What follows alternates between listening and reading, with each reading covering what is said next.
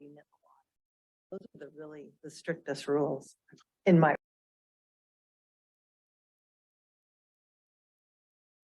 Right, gonna call to order Harbor Board meeting Thursday, February 9th, 2023.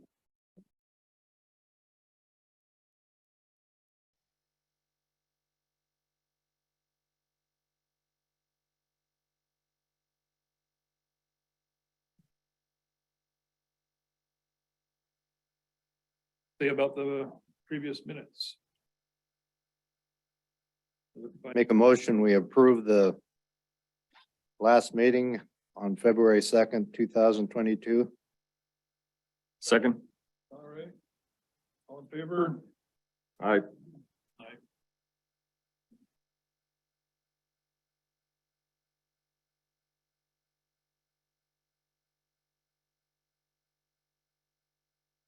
Okay, I'll go ahead with that.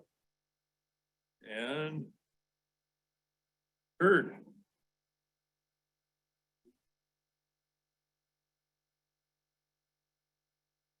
Yeah.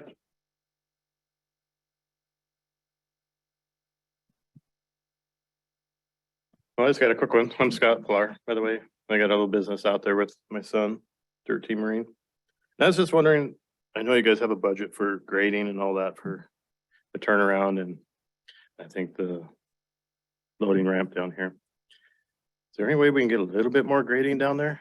I think your budget is what, $4,000 or something like that for the two for maintenance. I'm not positive on that, but I'm just looking for a little bit more maintenance on the turnaround out there is all. As one of the leaseholders. Just something to think about. Good. Because it's pretty treacherous down there this year, but. Yeah, I appreciate it, Scott. Well, I think we're only getting what, 1 or 2 a year, maybe. I'm not sure. We've talked to you a couple times and Yeah, you've always been gracious to do it when we ask, but just wonder if we can schedule a little bit more. That's yeah, all. we have to, we're at kind of the, we're at Public Works's, on their schedule, so. I know a couple of times that we put in requests, there were other things going on and Martin's pretty good about it, coming back around, but. Yeah, no, and the, the budget it's pretty adequate, I think, for what we have. We don't spend it, so, every year, so. Yeah, just call me. In the past, there's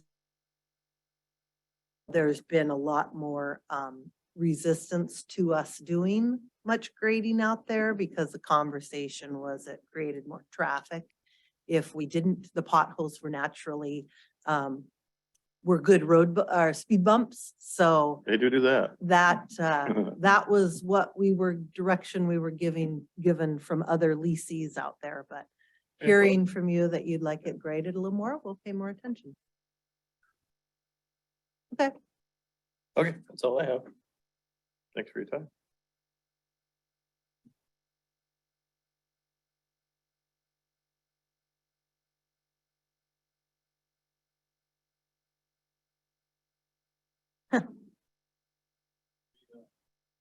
want to allow the next person online to speak.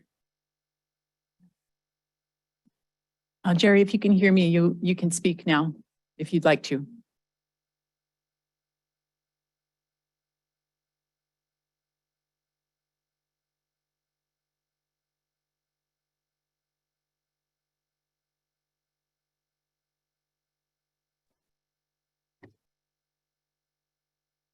Go ahead if you're online.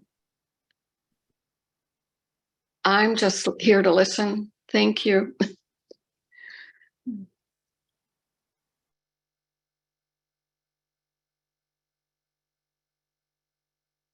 Right.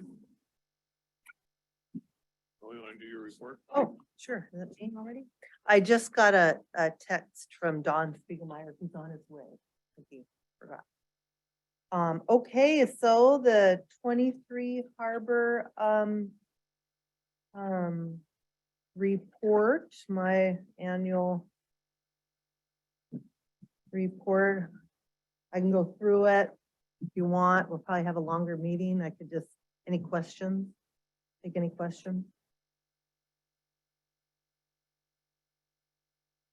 The dredge amount, I could touch on that one.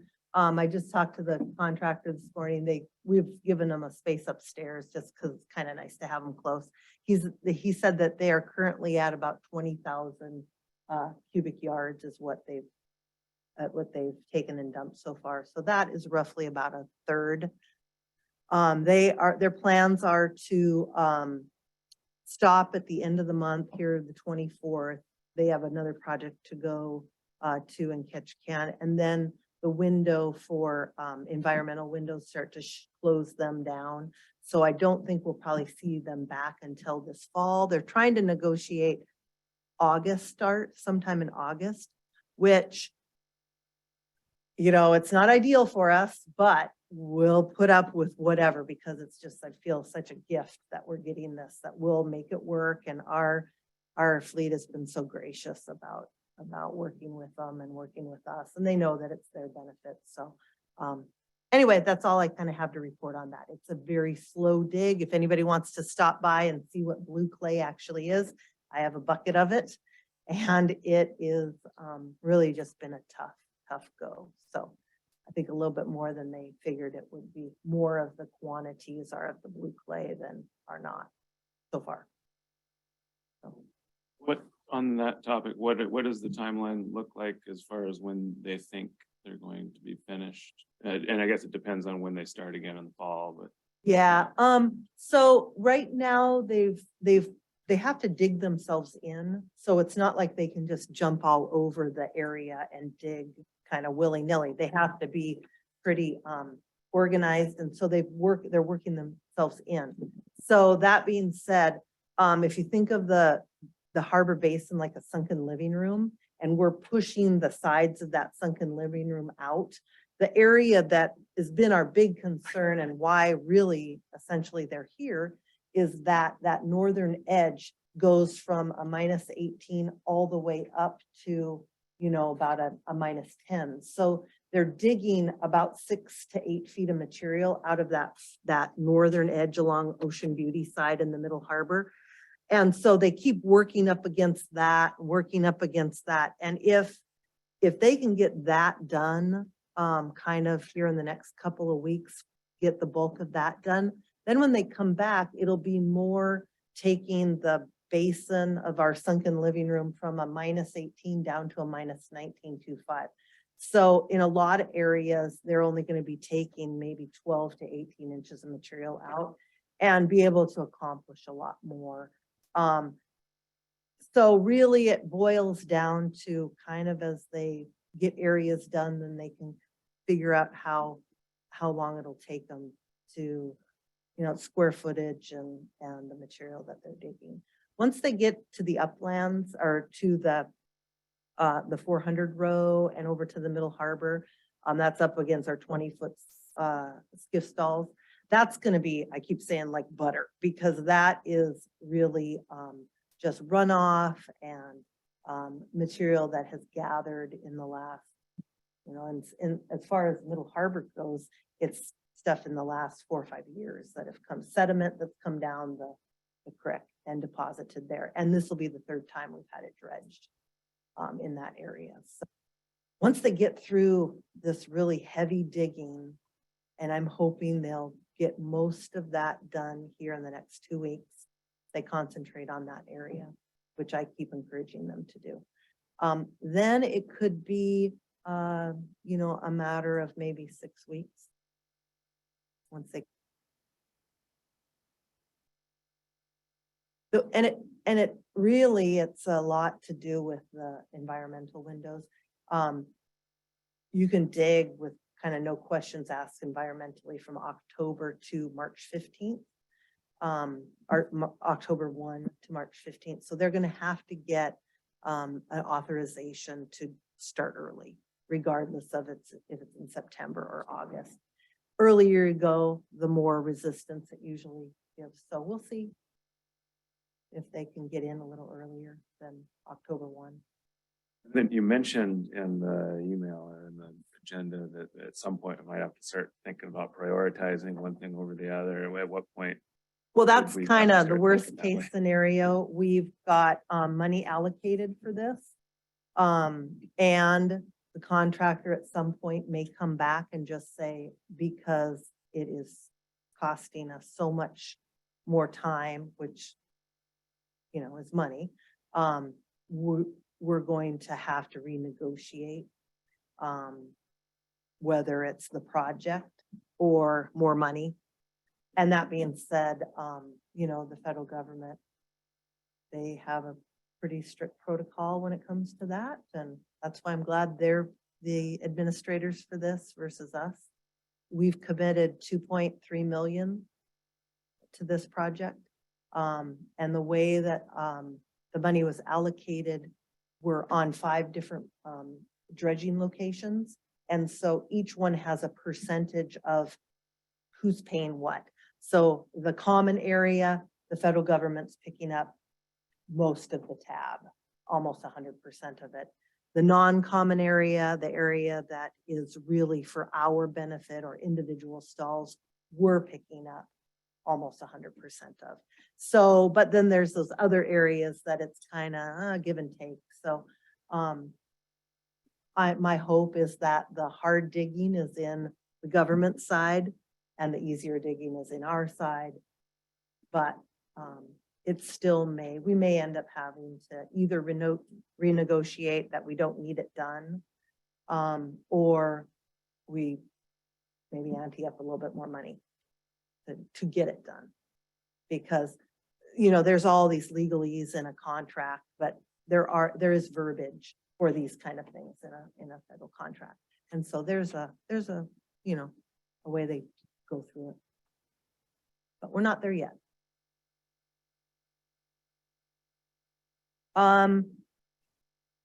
The Petro trade upgrade, we're still just moving along slowly on that. We're at whatever, year number 8 or 9. Currently, the environmental agency is looking for the oil water separator that's somewhere in that location. They believe it is, but nobody can find it, to see if they need to test it to see what the runoff has been. But I don't think it's been checked because nobody can find it. So anyway, right now it's our lawyer talking to Petro's lawyer. It's there. We really don't have anybody on the ground here advocating for it. So I feel like it's just us continually asking questions quarterly. Where are we at?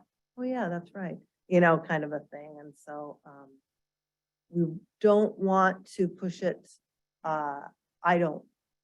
The staff doesn't want to push it too hard because we really want the EPA to sign off on that site before we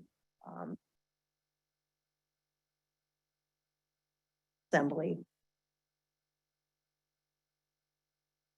We're out there.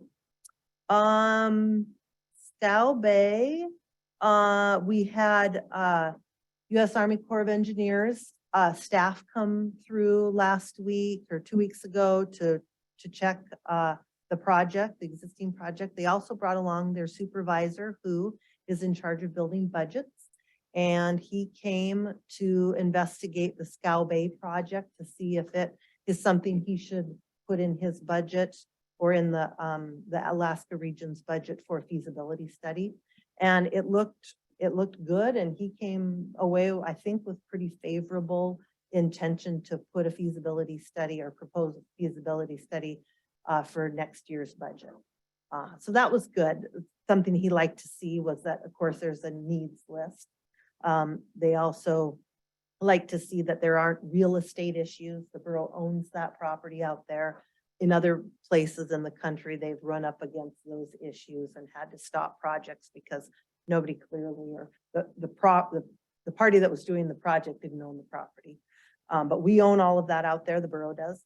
And then another thing that he liked to see was that the materials that we would dredge are definitely usable as fill. So it would be a cost benefit to the project to not have to transport them elsewhere, either up the hill somewhere or take it out in deep water. So those had things that have going for it. And so that was nice to hear.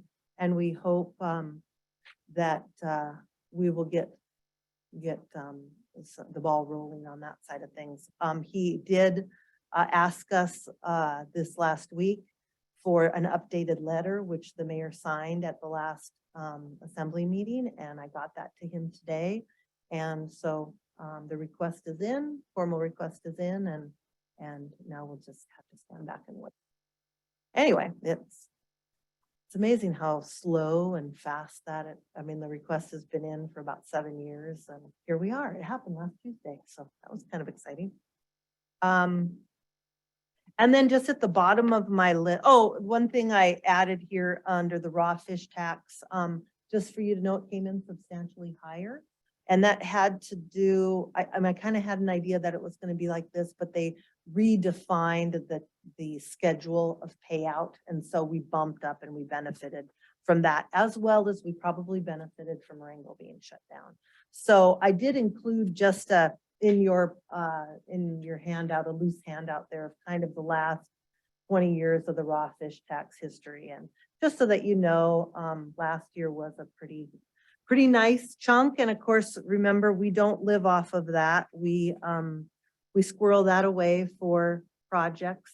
I checked with Jody after we got done paying out the PORS amount. We have 3.2 million in our enterprise fund for future projects. Most of that is coming through raw fish tax, but we do live within our means. We don't go over our income that we bring in on an annual basis as well. So it's all good news.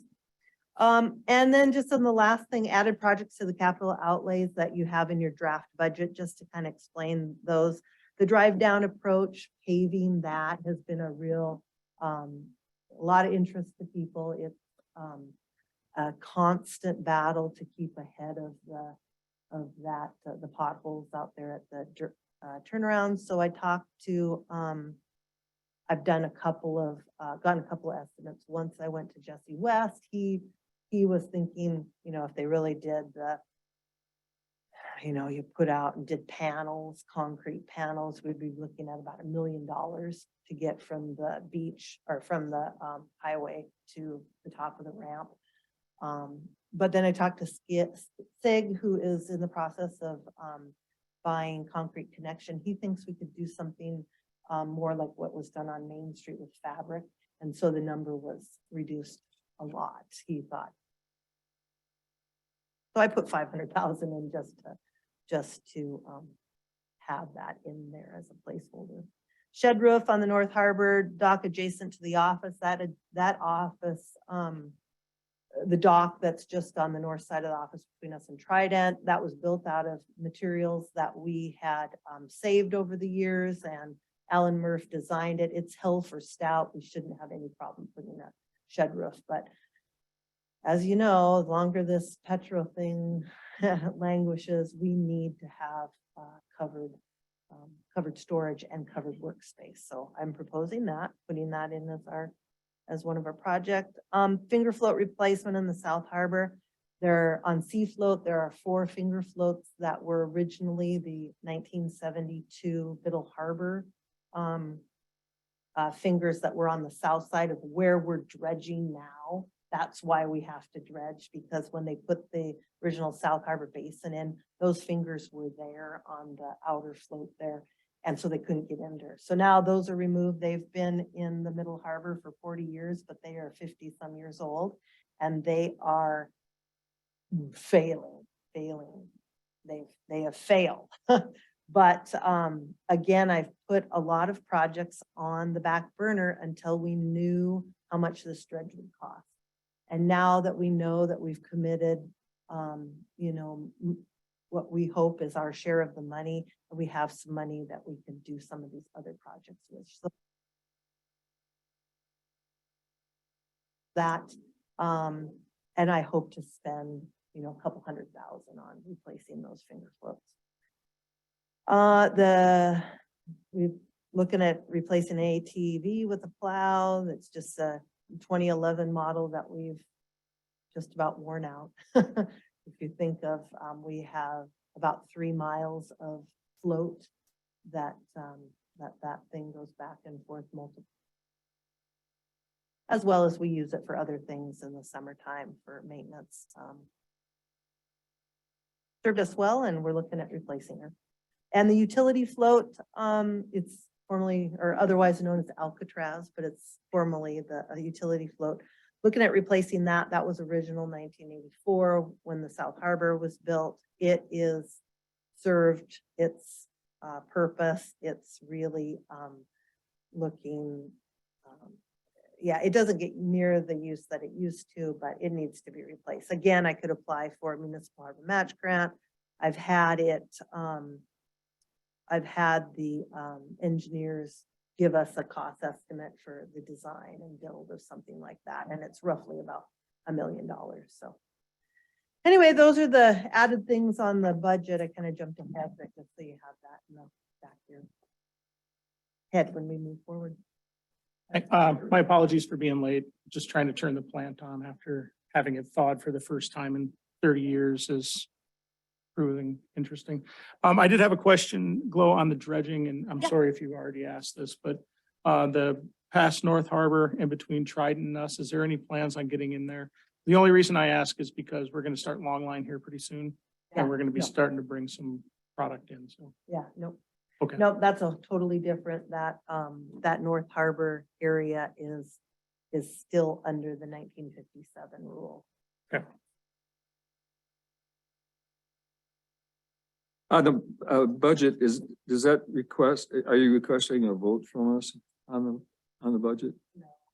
It's just in draft form. It's not really Okay. thorough and no, I just wanted you guys to be aware of what we're looking at. I have a question. I have another related question. Let me find it here. Every year I'm here, I ask about increased grading for Scow Bay. And I think your budget allows for 4,000. That would be shared between Scow Bay and the drive down dock. And if I'm not mistaken, the lease revenues at Scow Bay are just a shade under 10,000. And so what I'm leading up to is, could a little bit more be devoted to Scow Bay maintenance? And the only maintenance there is the grading and trying to keep it serviceable for the whole community. You can see that from 2022 to last year, we doubled the amount. So, yeah, we call when you need it. That's kind of where we've left it. And we don't have a grader. So in turn, what we do is we ask Public Works to Correct. do it. And I am not their boss, so I have to get on a list and they come when they can. So- Excuse me. and as a leasee, you could do that as well. You could get on there and put in a request for, just like anybody that has has a street in front of them, you can get on and put in a question. What are their charges to you? We have to share, we are charged for the material. We're charged for the equipment and we're charged for the operator. You have any recollection of what that is? It's in the past years, it's just been once per year. Yeah, it's roughly, it's about $400 a time. How many? About $400 is what they charge us Okay. every time you have to do it. Forgive me, but I'm looking for the column here for that maintenance. And isn't it at 4,000? Okay. Couldn't more grading be accommodated in that money? Yeah, I could ask them every day and they'll do it when they can. So I do, when we get asked to do it, I forward it right on and, and they accommodate. Probably we're out there 4 times last year. Okay. I think it was less, but anyway, it's not a money issue. It's mostly availability. And you don't mind if us leaseholders complain directly to them? Yeah, yeah, and you can, they have an online thing. But yeah, Thank you. Sounds like we don't need to like allocate more money for it. It's just a matter of. Like if it's $400 a whack, three's about all you could do out there. You gotta share that 4,000 with, drive down, which gets way more usage. So it's, I wouldn't say more than 1,200 sounds like you could do it in this budget.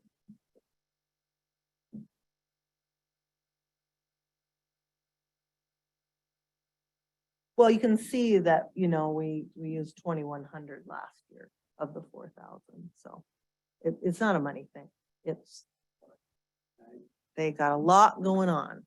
I just want to say that, more storage is also included in that, which is a big deal because there's bay sheds and whatnot back there, so there's a lot more to it besides the drive down and scout.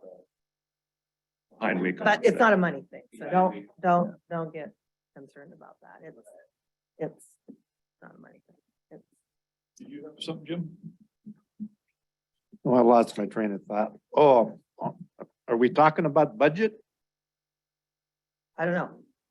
That, he had a question from my, Is this the time? It's for, not, the budget's not really on the agenda, right? It's part of your report, so I guess it's part of your report, sure, this is the time. Go for Well, it. if we have a question on it, can't we ask? Yep. On expenditures.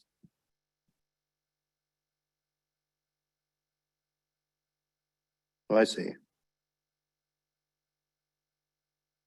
Kind of had a question of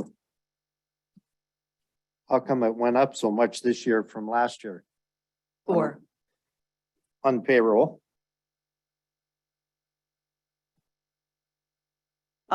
yeah, those are numbers that are given to us. We added a employee last year, so that's a jump.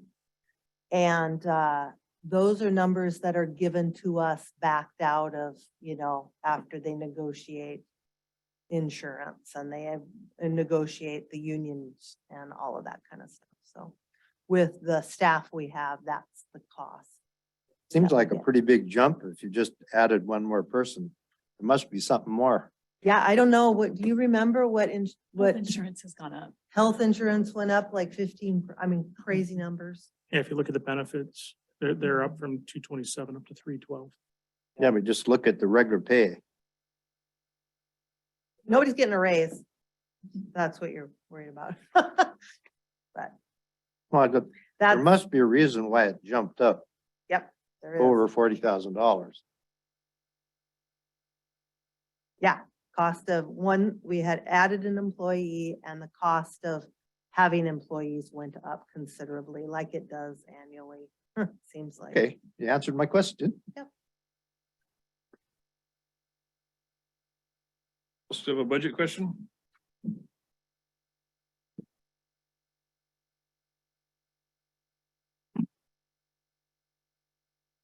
Was, Question, not Yeah, about the 'cause budget, but just to.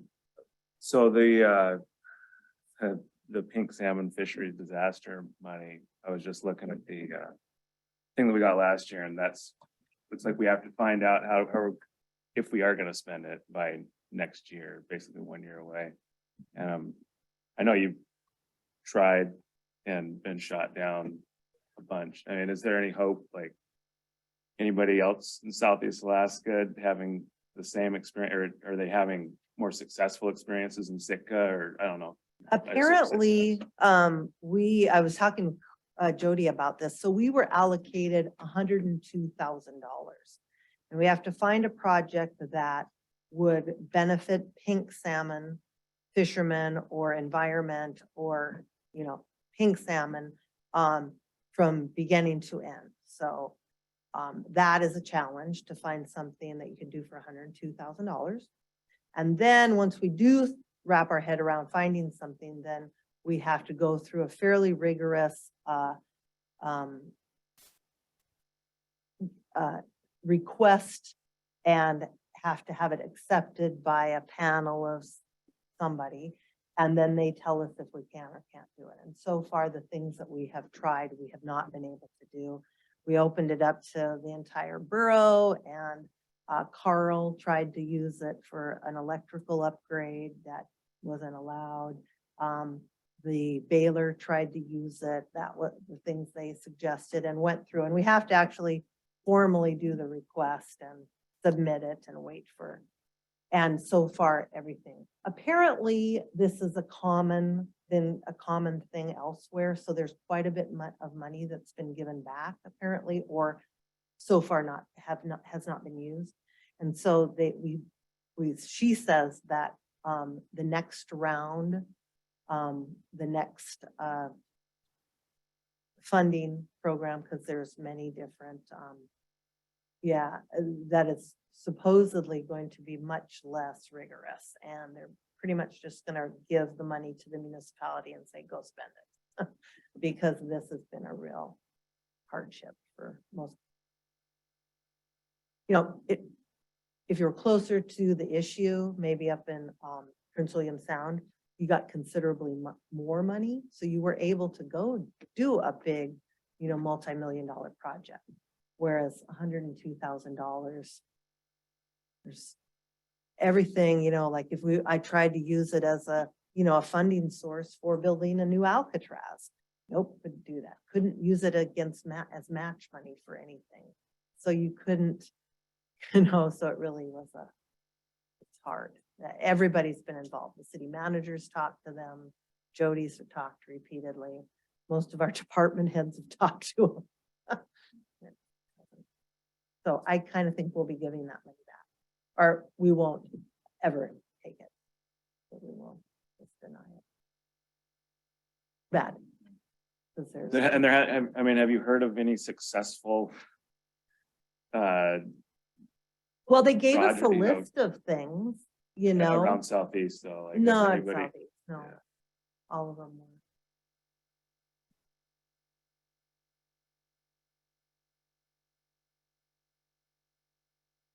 Right, guess we'll move on to new business.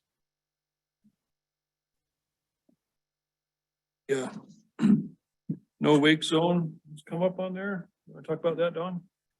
Yeah, so I guess it's kind of, because I'm on the water, I'm standing on the water all day long, especially where I'm at. And I've noticed, especially lately, within the last probably 3 years, that there's been complete disregard for any kind of wake zone at all.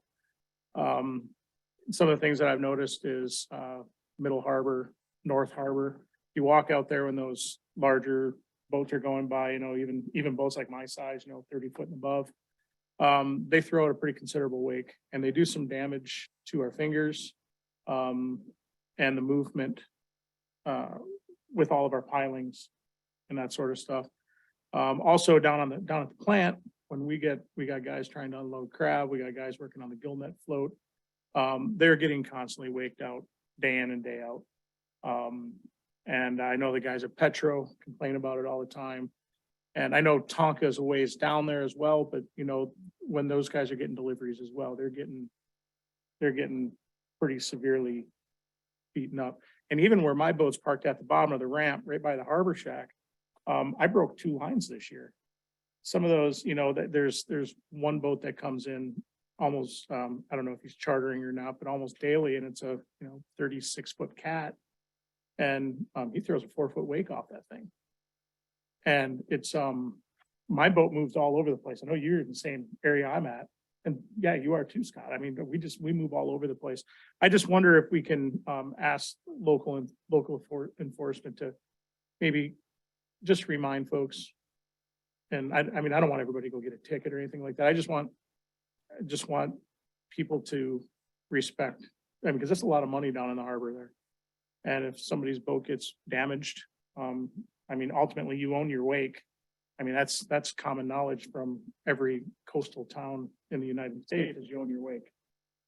I just thought I'd bring it up to the board, and it's just something that I would like to discuss further. And I know Glow, you got a lot of history with this, but Oh, yeah. Yeah, I would be open to any ideas you have. It is it's an issue. We annually go and put out, I put it in your stuff, an alert. We've contacted all the different, waterfront businesses and they put their names on this. I sent out in every single customer, packet, at one time. Usually we do it in April, May, before the Salmon Derby. This request along with a map on what we're talking about. And barring that, enforcement, it's great on paper, in theory, but I don't have anybody on staff that can enforce.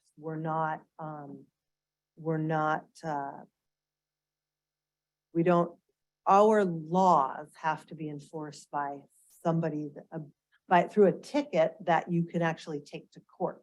So how I do the parking meters, our metering down there. Okay, you're coming to the Court of Glow, and after 6 tickets, you blow me off, you're getting a boot, and you gotta come see me and and I'll lecture you, and then we'll take your boot off. And I just can't figure out how to do something like that with wakes. We have so much issue with boats from, the charters. So many people that are coming in for a week or a day or whatever, got those issues. Well, I go to the people that own the charter operations and say, give this to every single person that they have no clue. They're just steering along and they have no idea what's going on. And for us to catch people, you know how a wake works. It's sometimes, a quarter of a mile before it finally gets into like, what the heck happened? And geez, they're all the way down past the ferry terminal at this point, and you're running, to try and catch up to people. Nobody is on channel 16 anymore. They're all on a cell phone, so you can't even yell at them. We jump in our harbor security skiff and go, yeah, it's just, so I've talked to the chief of police about this. He, just looking at our codes so we could at least enforce what we have in the books. The only thing, because I hear this all the time, it's not about how fast you're going, it's about the wake you're throwing. So some boats going 5 miles an hour throw a huge wake, right? You think of Especially if you're going against the current. exactly, you think of a big seine boat, well, heck, or if you were say, let's say 1800,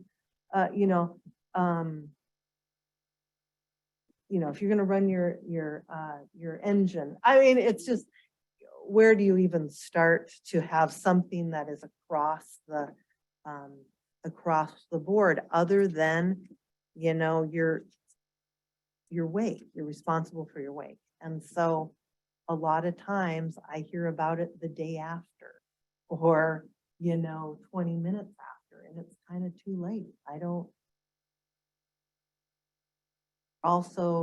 I'm trying not to make excuses, but we live where our shoreline is against a main thoroughfare. So a lot of this are tugboats going by, or the Coast Guard, or people transiting from, one end of Wrangell Narrows to the other end of Wrangell Narrows, and they never stop here. And I have zero control.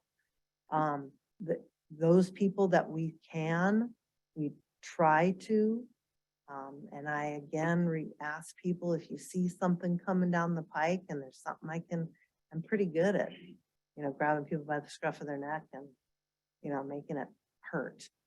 That being said, our fine is $50.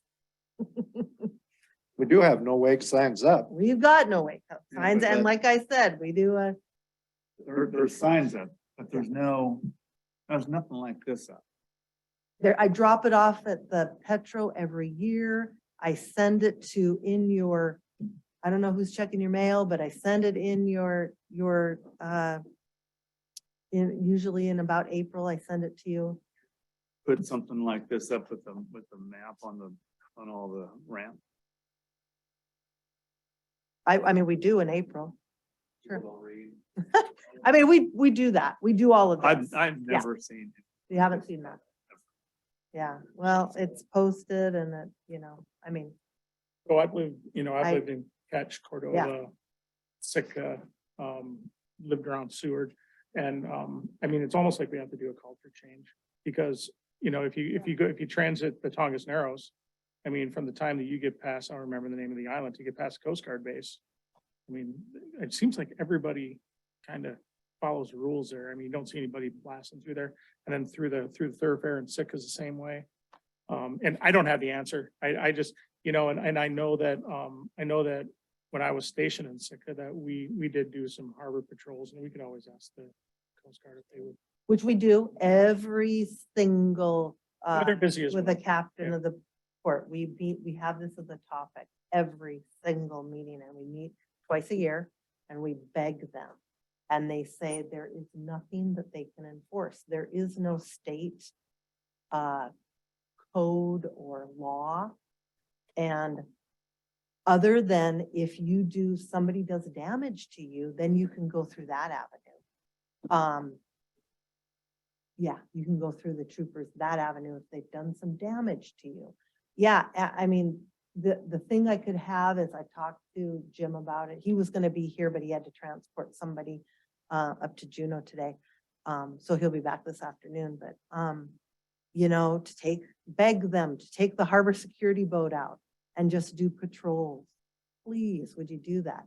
Now, them being there at the point when somebody is coming through is probably not. But yeah, I don't know what to do. It's horrible. It's so aggravating. So I'm all for a no wake zone. Which, we kind of have, but it's just basically ignored, but I'm just kind of wondering whether the code even really allows for sort of an enforceable no wake zone outside of, our outermost floats. What our code basically. says, it's in chapter 1420.130 is speed limits within the municipal harbors shall be posted. Right. Okay, so what would you prefer? What would you like that's what you come up against. But An item? municipal harbors is defined as, it's not defined as like out in front, basically, like out We have to the middle of the Narrows. to the middle of the Narrows is what it is. Yeah, Okay. so most of those people going on are outside of, our code anyway. Well, there is a federal no wake zone here too. In the federal register, there's no wake from two different, markings out there. So it's not just the state, the feds, the Coast Guard Who has seems to regulated. have the biggest teeth in a lot of this and like down in Ketchikan, what really impacted down there was the FAA. They have that combination of float planes and boat traffic. And that's what really, they enforce it and they can, We got a guy that's on the water all the time, don't Hey, we? it's a Yeah. major safety issue, yeah. major safety. I think about you whenever I hear you spin up, I'm always like, oh boy. I had to go around twice last summer because Right, Road and I just don't, okay, I mean, say we have I just don't know how to enforce and what do I enforce and how do I go about it? I'm not an officer of the law, none of my people are, so that means I have to get a policeman down here. They have to witness it. I'm just saying, I'm not advocating for enforcement. The only thing I would like to I see am. maybe is more of education. Just post some signs, I think would go a long way. Well, because right now we have nothing. And so what are we saying? they're orange and you guys don't even, We have- probably can't even see them. We have those big So used signs to out, seeing them. but we have no information regarding it. Very official. So it doesn't look Could official. could fire a $50 fine sign underneath it or something. I don't. We're kind of putting the message out there that, yeah, Yeah, there's I'll those try it. signs Yeah, out there, we'll try but we don't care that much. Yep. You know what I'm saying? We care, but Oh, we we don't. care. They, yeah, So if we would have And- more public education, then it would those go. we'd be able to catamarans, they're go. not, they're It's not not like we didn't customers tie. of ours. They tie up in the loading zone. I yell at them. They're not here, they're not our people. Can we deny a moorage? They're not mooring here. They Wait, go, you can turn someone away, can't you? of course I can, but they aren't, they come in for 20 minutes. And I don't hear about it till tomorrow or yesterday for, kind of a thing. And so, So it's, the vessels that are transiting the area, we have no say over those people because they're in the middle of a channel or beyond. But we do have an impact on the people that are coming and going. They're coming from the North Harbor. People come from the North Harbor headed south, throw a huge wake. And people come from the South Harbor headed north, throw a huge wake. It's impacting all the infrastructure. I mean, it's hard on your fingers and docks and boats. And I mean, it's hard on everything. And then for me, it's a major safety issue, especially around Petro. Having a seaplane facility right next to the fuel facility is not the best idea. That's the way it is. So, I don't know. no, what would really help me, Scott, is if you went after some of these people and didn't just say, oh, I don't want anybody to I don't want to be that's what I really need. Dawn, I need you to call the police and say, we have it, in our code and we need to enforce it. Well, we That's just- what really We just need to do. upgraded our camera systems now. So I have full video on the whole front of my facility now. And it's going to a hard disk, so we can keep it for 7 days. That would really be, we can get the police involved. Jim's all for it. And, we need to. So an education campaign, something on the radio, something in the paper, get those reporters to talk about it. And explain what the damage is so people know. Yeah, this came about through, annually we put this out and apparently you guys don't look at your, you get it every year, so. And we posted it, we posted on the ramp. And in my experience too, is when you leave the harbor, I always tried to go clear to the other side and then run. Sure. And it seems like there's less of an impact. That may be another Yes. education thing to, instead of buzzing right by in the front of you guys, you move over, get to the other side.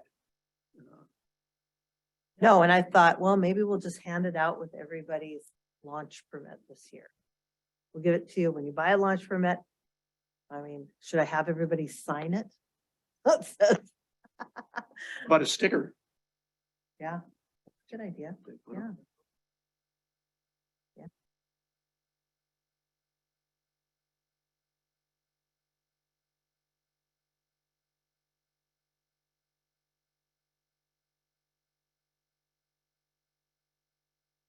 See how we can Where would that enforce money it. go? Where would the fine go? Would have to be through local PD. But even if we don't need to enforce it, but the $200 hurts just thinking about it versus the $50. So that's a assembly thing? Yeah, it's code and the police would enforce it, so they will collect it. And if we can get it up to the assembly level, at least then the folks that listen to the assembly, I'll make a motion. Make a motion that we increase the no wake fine from $50 to $200. I second it. Can we just, where in the code, can we take a look at what the code literally says, just for a sec? Yeah, It it's it must be in our harbor board. 1420 point, no, you don't have a copy of it, but what it says is the speed limits within the municipal harbor shall be posted. And 5 miles an hour? Idle, I've seen it elsewhere that they say idle speed, no wake. I like this. Wake thing, because displacement. Yeah, so the code is full of you know, your responsibility for your action. If you do something to You're married, somebody you know else, what your whether wake it's is. damaging to somebody else, then it's your, it's on you. So there isn't anything that specifically, you know, says, if you, yeah, that's a criminal thing. If you do damage to somebody else, that's a criminal activity. And you should be charged with whatever through the, So I'm not, all it says is speed limit shall be posted, but then it must say something under that. It must say something like. the movement of vessels within the moorage areas shall be for the purposes of mooring and entering and leaving only. Speed limits within the municipal harbor shall be posted. Maneuvering in a safe and orderly manner. It's, you know, it's those kind of legal statements. Operating recklessly, dangerous or nuisance to a person or property of another. You know, codes are full of that. Constituting a nuisance, all of that is constituting a nuisance. You know, and in order to enforce that, you call the police and you charge them with something. Sounds like inter-harbor language. It's not like thoroughfare language. That's true. So this might be bigger than a harbor issue. I don't know, but And the assembly wrote, I think it was 2 years ago, a request to the Coast Guard to look at putting kind of the universal language for boating, our white buoys. Like the north end of Tongass Narrows and the south end, they have these white buoys, and that's the universal language, all buoys, that you have to be below 5 miles an hour, right? Okay, so that's what they did there. And we asked for them to look into that, and the assembly sent a formal request, and we got nothing. And we bring it up every single time. And we meet in the spring and the fall with captain of the port. And it'd be good to hear from other than just Eddie and I. And they don't. Last year I was hoping, and I think it did help, we had the small boat contingent. And that was one of the #1 things that I asked them to do for us, was to monitor the speed.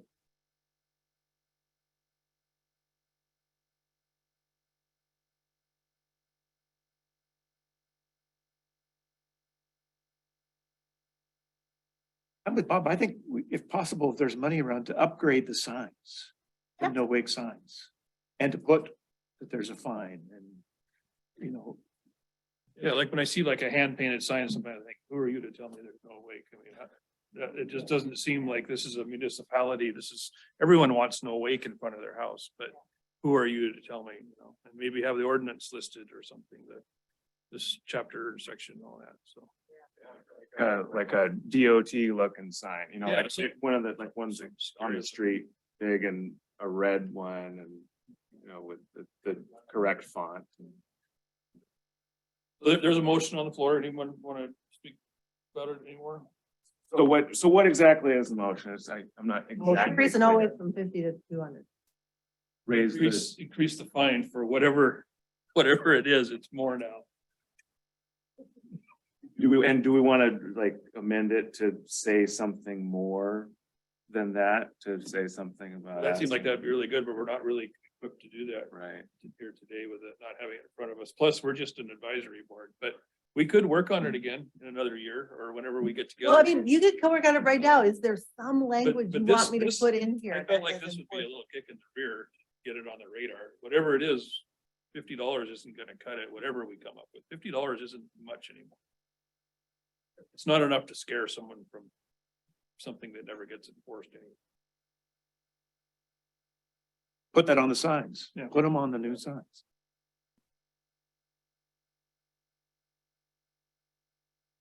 This is a recommendation to the assembly that we're making.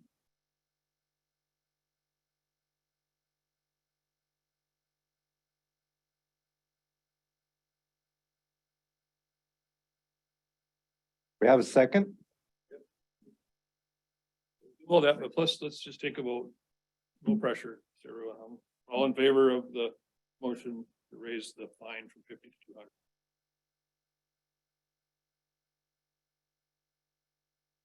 I don't think that's the answer. I mean,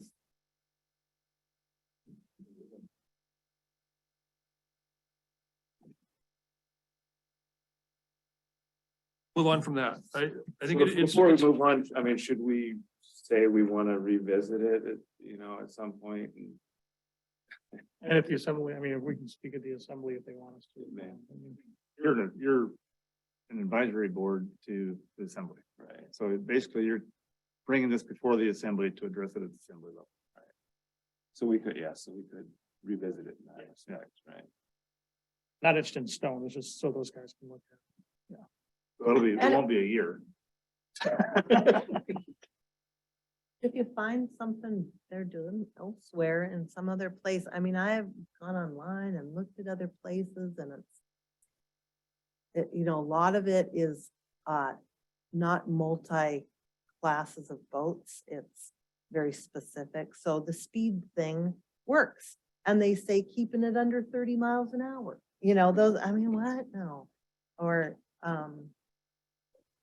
yeah. There is a lot more boat traffic in just last year. Post-COVID. Busy. There's so much. more Everybody boat got traffic. a speedboat. Yeah.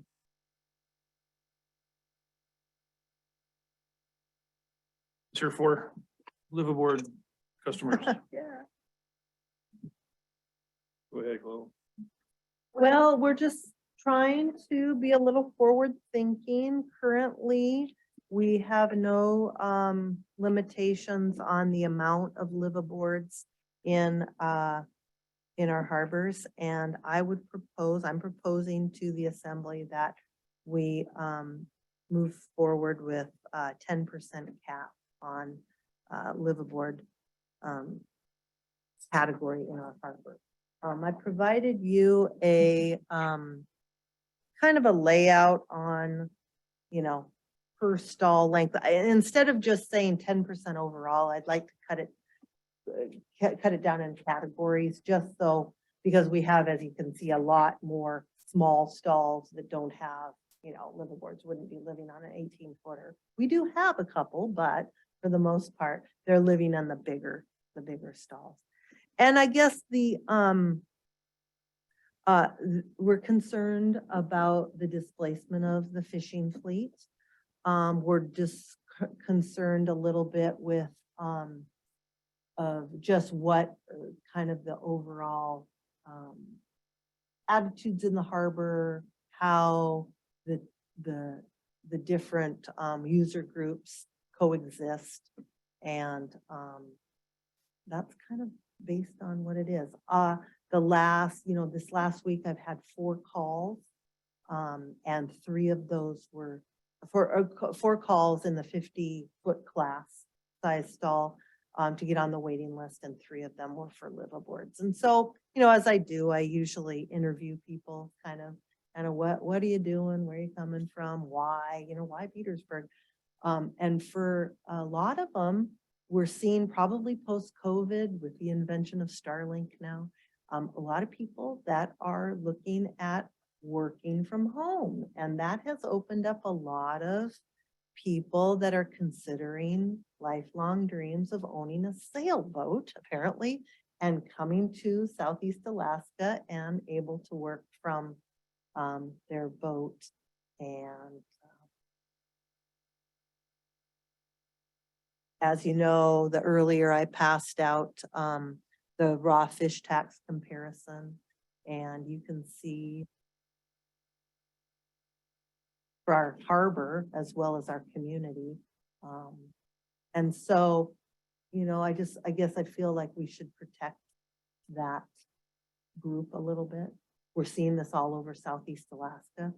We're trying to do what we can to accommodate everybody by pursuing a new harbor. Those stalls, I feel like right now, again, of course, it's all conceptual right now, but will be larger stalls. They'll be the 50, 60, 75-foot class and larger.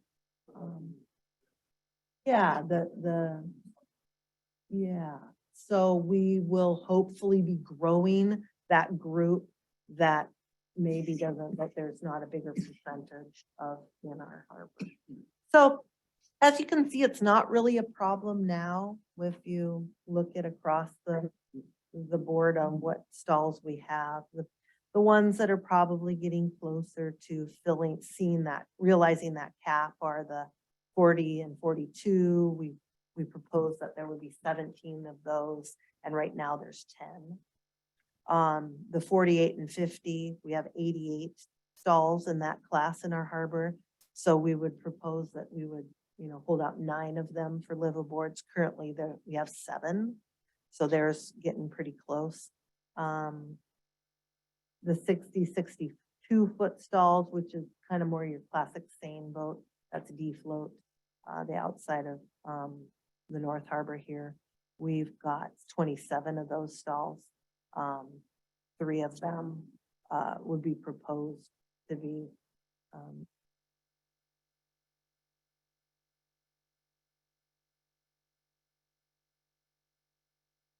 that's kind of what I'm going after, just kind of forward thinking.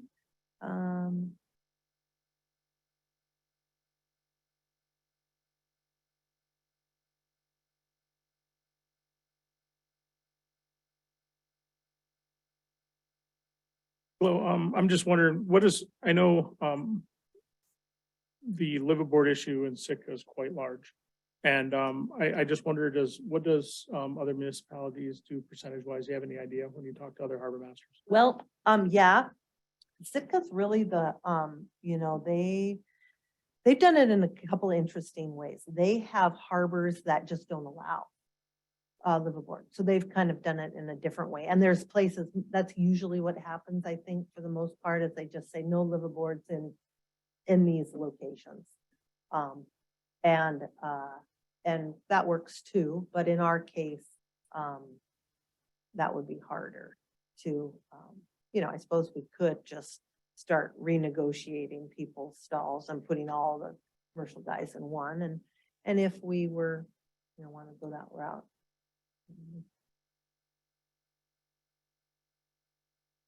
So we are we being asked to, this is new business, so it would be a motion and then we would have a discussion on it. And then if we agreed, you would then go to the assembly. I'm going to the assembly whether you agree or not. You are Okay. advisory to the assembly, and I will report to them that you voted it up or down. Okay. And how soon would that, is that in the immediate future or down the road a ways after more discussion? Probably this spring I'll be presenting it, and then maybe the assembly will say, we want to take more time to think about it, but at some point, we're seeing this trend. And so I would like to get there. I would like to have it as part of our code prior to us making the decision and then having to start kicking people out. If you notice, one thing we've done here in the wording, I went through the lawyer on this, is we are talking about a seasonal thing. So part of the issue that I'm concerned about is are that liveaboards, there are liveaboards that go off and do essentially what commercial boats do. They live aboard all winter and then they go out and enjoy Southeast Alaska in the summer and they're gone and we're able to sublet. Then we have a whole nother group of liveaboards that come in with this great idea that they're gonna be, boaters, and the boat never leaves the stall. And it might be there for 20 years and it never leaves the stall. And I may or may not have to deal with it in other realms because it becomes a derelict or whatever. But our concern also is that we are going to run out of space for the transient boaters that come through in the summer. Should we fill up with boats that don't leave? So our budget is about 20% comes from seasonal boaters. come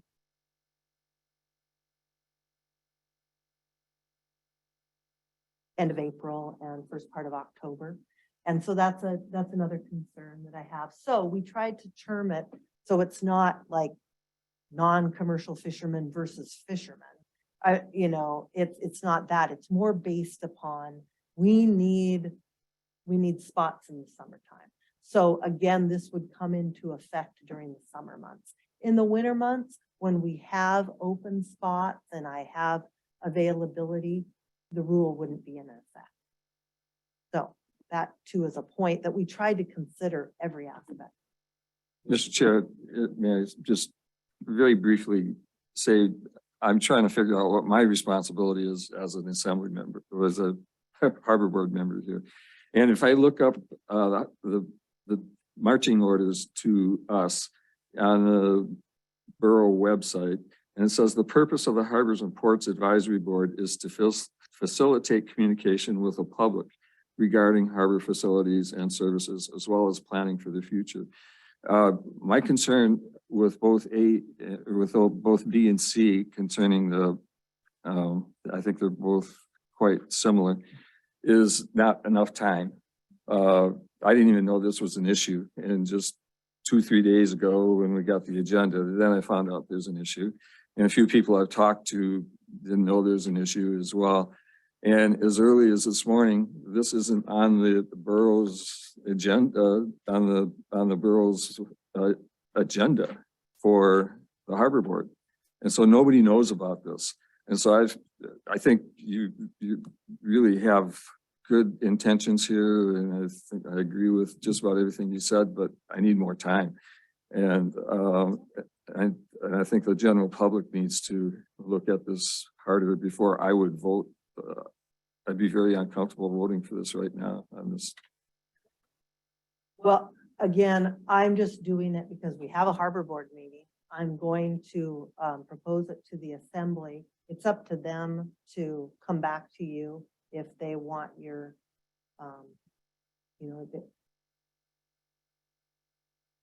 so in the, you can certainly come back and say that to the assembly that we don't feel we're qualified to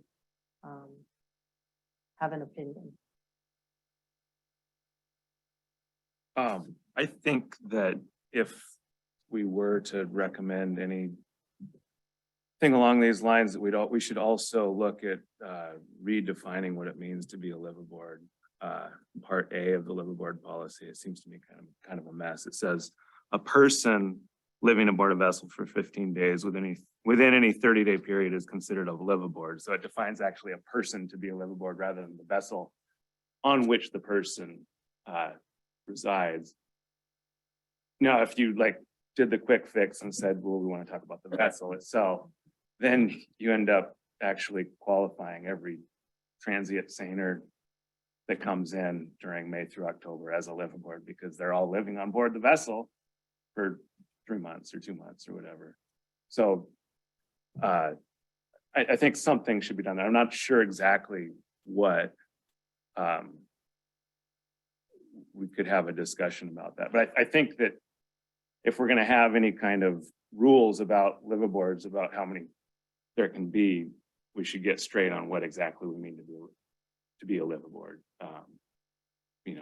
It's one of those kind of things you know when you see it, but if we're going to have a law about it, we should probably have a better definition. So we do charge, if you're a commercial fisherman and you are living on your boat for 15 days, you get a liveaboard fee. Right, but I mean, matter. even if suppose you might be living for 3 months on your boat, coming in and out of the harbor and so on and so forth. You're getting the liveaboard fee. Seiner get. We don't want to kick seiners out Is it per- as a result of Is this. it No, per- but is it if per they're, person? if they're tying up for 15 days and they have a crew living aboard for 15 days, they're gonna get a liveaboard fee.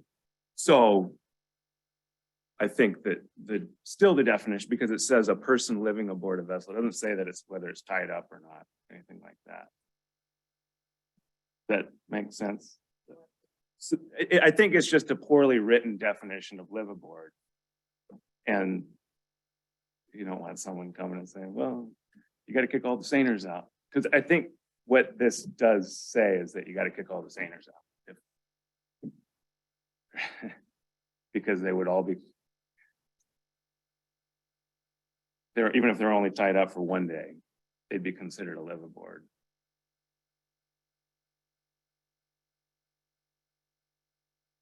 Let's answer, have a visitor question here for, well, your hands up and we'll get back to that. Go ahead. Hi, I'm Linda Kaiser on the Daniel G.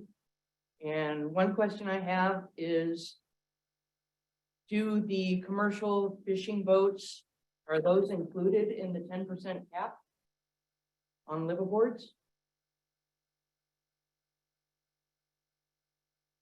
Yes, if they are here, May, June, July, and August. I don't know many commercial fishermen that are here during those particular months.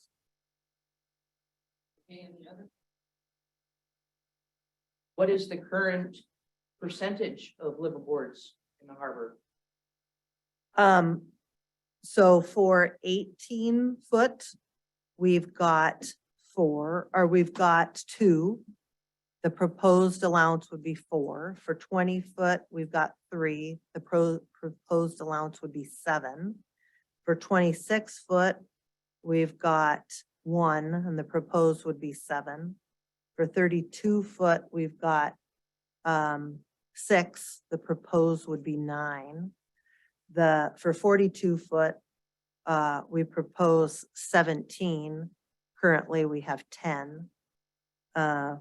48, 50 footers, proposed would be 9. And currently we have 7. For 60 footers, we would propose 3. We have 1. For 75 footers, we would propose 2. We have 1.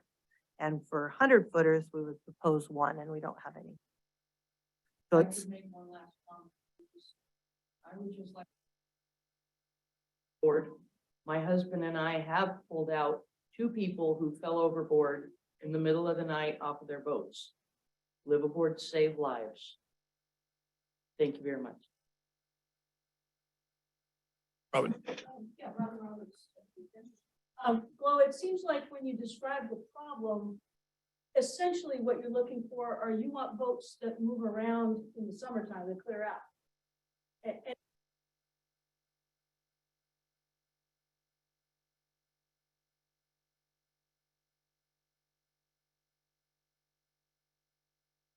really to move. It sounds like really your essence of your issue is you really need boats that get out of the way in the summertime that can come and go and what have you. It doesn't matter whether people are living aboard those boats or not living aboard them. I don't live aboard my boat anymore, you know, and luckily I'm still able to take her out every summer and be gone, you know, and it's a happy thing, but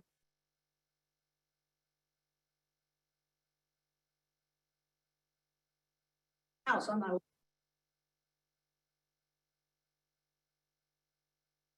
part of it. Yeah. Generally, the harbor, that's the problem. So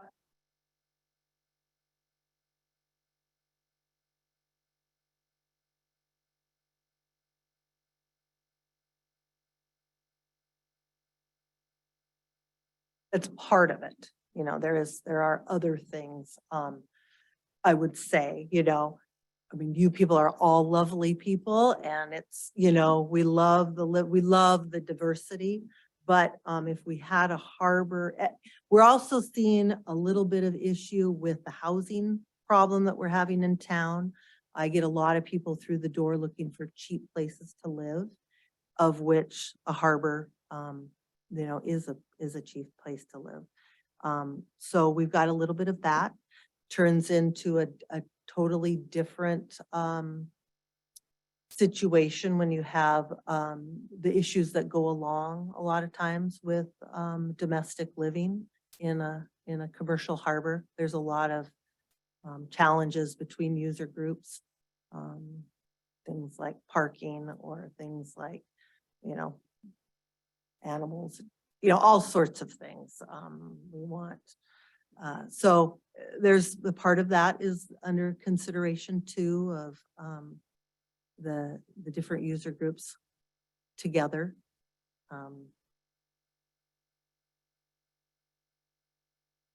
Very specific things I could get into. But yep.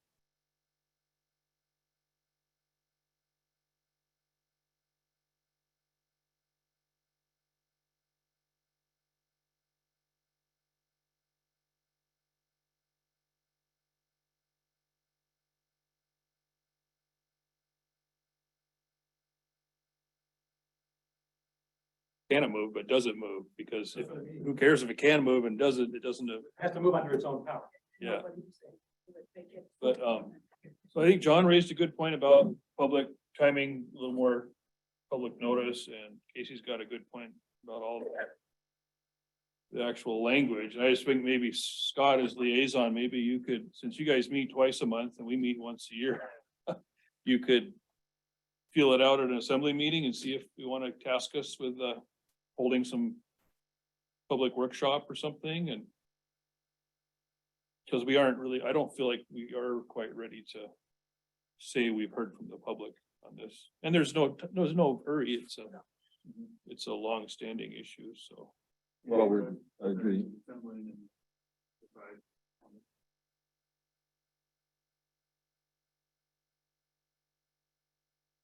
I feel like, okay, Harbor, I'm the chair, but Glow can call a meeting as Harbor Board. Assembly can ask us to weigh in on something, but as far as my own, it's like, I feel like as an advisory board, we don't really have much horsepower to just take things on unless somebody wants us to, either the there harbor must have been- master or the assembly. There must have been some prior information because we have 6 people in the audience that are here for the True. same issue, so. And that's why I wanted to get a little taste for what it is. Yeah. But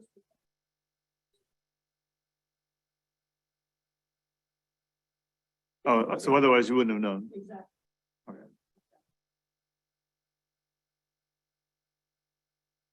feel it out at the next assembly meeting and see if it's something that you want to assign to us. Depends on what Alright. she's gonna do. Yeah, I'm gonna have to ask to put it on the agenda, assembly agenda and speak to it.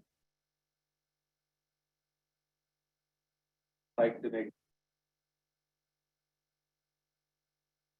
It's torn apart and condemn the.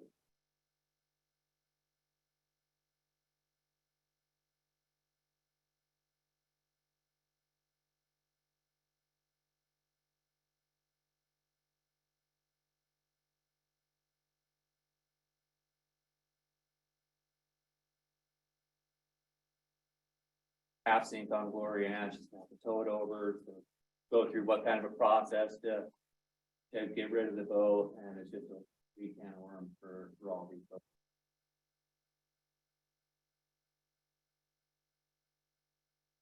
Try to recoup some money out of it, somebody else buys it, and next thing you know, it's right back in the same position.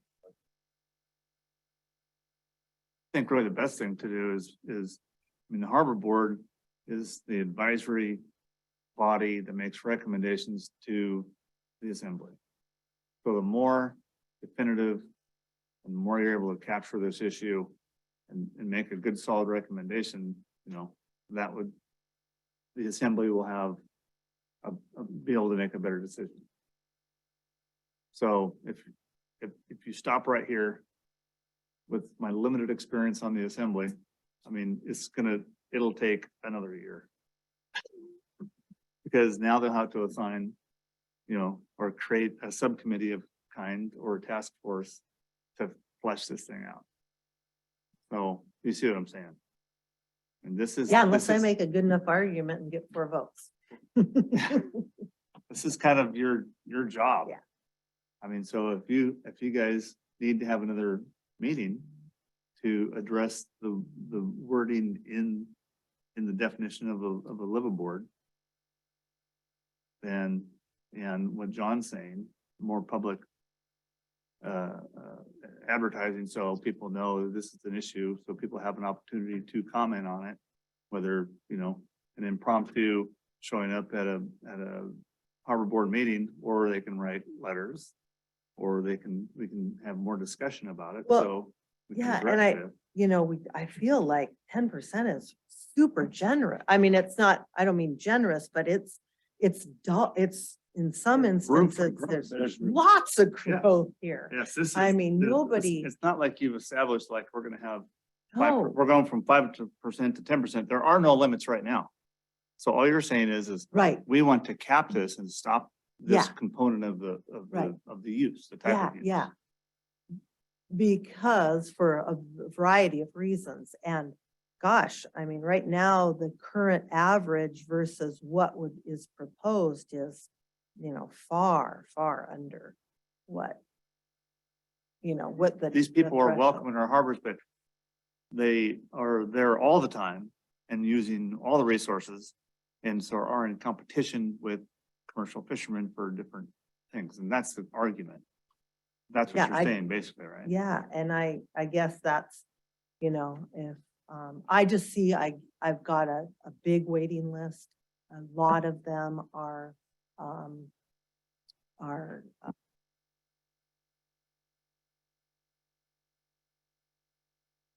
over and have these numbers come into, I mean, for the most part, I'd have to double or quadruple the amount that we currently have. So it's not like anybody's talking about kicking anybody out or anybody's talking about, you know, even, it's just limiting so that we can keep a little bit of really our bread and butter, with the home port.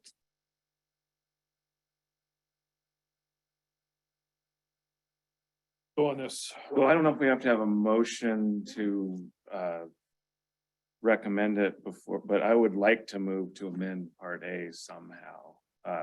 And maybe I can read to you what I think we're trying to capture, the concept of liveaboard, Yeah. and see if this is what we're actually trying to capture. Where are you at?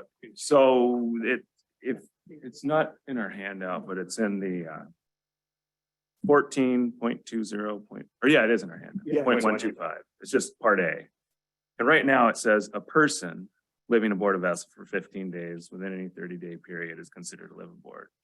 So all that does is define a person. It doesn't define the vessel to be a liveaboard. So strictly speaking, we don't have a definition of what it is to be a liveaboard vessel. So what I would like to revise it as, and I'm not sure if this is fitting with the perceived concept of what a liveaboard is, but this is, I think I'm trying to go for it. And so here's what I got.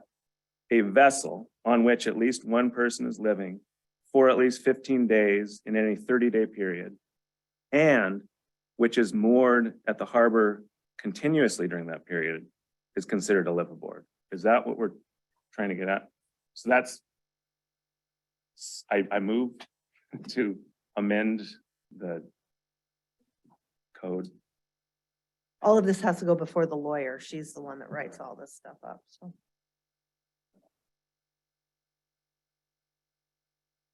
Can you read that again? A vessel on which at least one person is living for at least 15 days in any 30-day period, and which is moored at the harbor continuously during that period, is considered a liveaboard vessel. So that's an actual definition of what it is to be a liveaboard vessel. And so that says that they have to be moored continuously during those. That's the idea. I'm not sure if the continuously is part of what we're all thinking it is. Okay. Yeah. Once again, we're just talking May through October. So most of our commercial fleet is fishing during that time, so would not be affected. Come October, half of the harbor are liveaboards, great, we're raking it in. But in the summer months, to help capture, you know, that is. I'll second that, the clarification of the definition.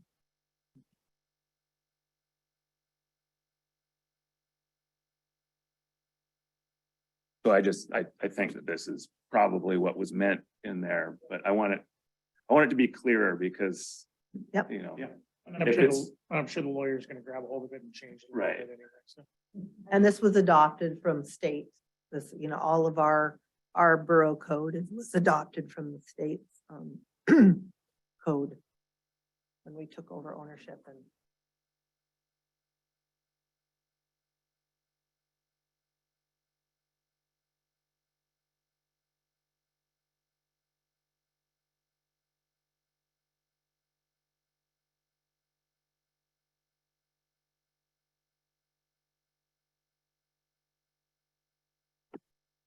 How do you guys feel about the 10%? That seemed like a reasonable. Burden.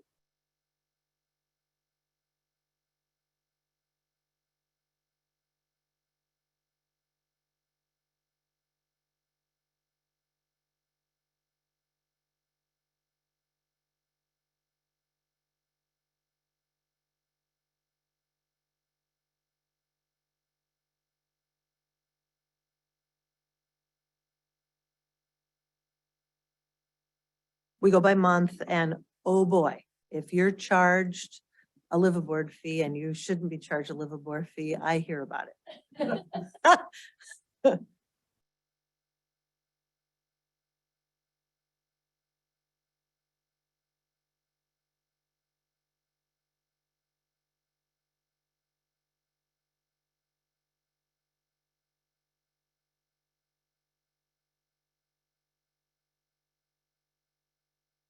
Percent probably, because some of those categories aren't gonna, or they're too big.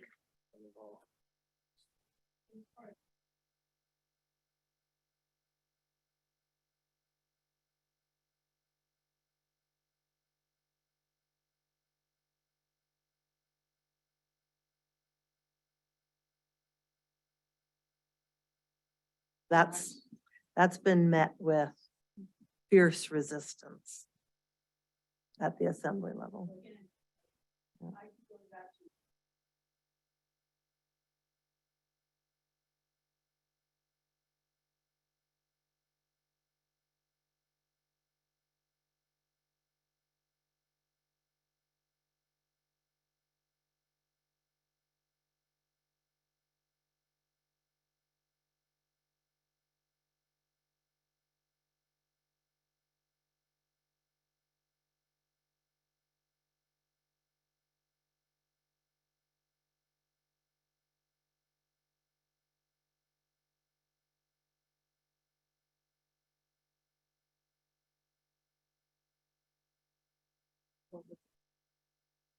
Well, and that is why we pick those months as well. You know, that lends itself to, you know, the boaters, the liveaboard that aren't going to be here in the summer months. You know, because you guys, this would never affect, ever, ever, because you're gone and you're, you know. Right. And so it would never, you know, it would never affect. It's the people that, it's what Jake's speaking to, and that would help curb that group of people that. We have lovely liveaboards that are, you know, their boat hasn't left the harbor in 30 years.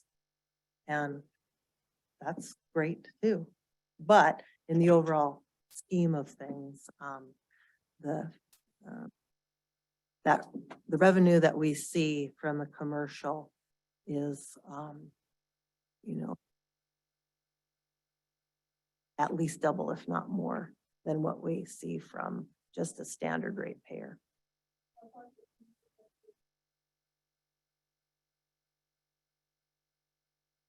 Raw fish tax last year, we realized, you know, $600,000 came in from raw fish tax. So.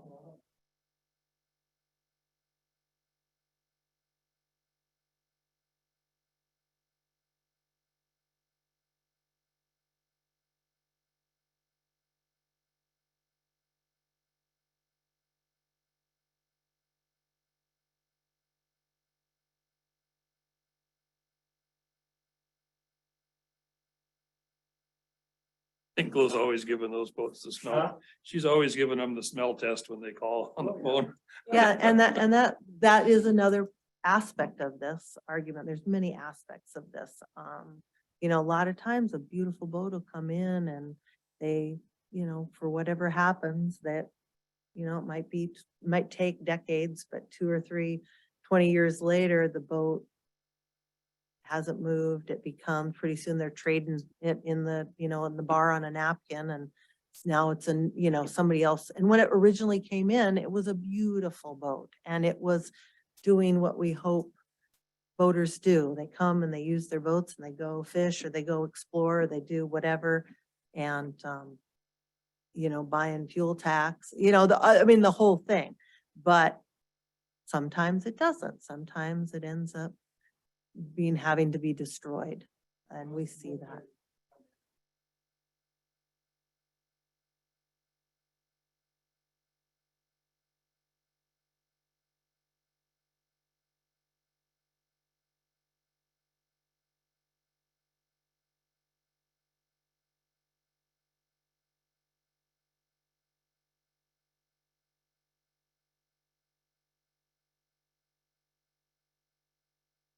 And that's what ours does. And if you want a permanent stall, you sign the contract. If you're not looking for a permanent stall, you get transient moorage, and it's considerably higher, and so people don't, they're gonna be around, they opt for that.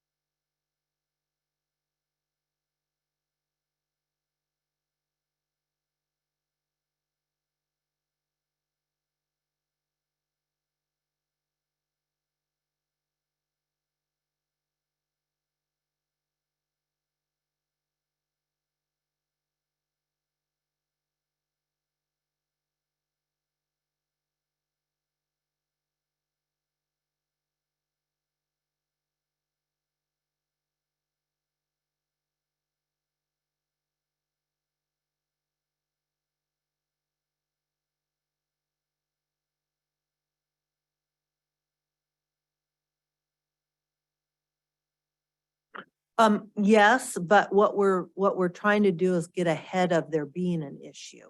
So currently we run between 4,000 and 5,000 transients through. They are paying 75 cents a foot a day, up to 10 days a month. So they get a monthly rate. So they pay probably 40% more than a permanent stall holder does if they were to stay for a month, but yeah.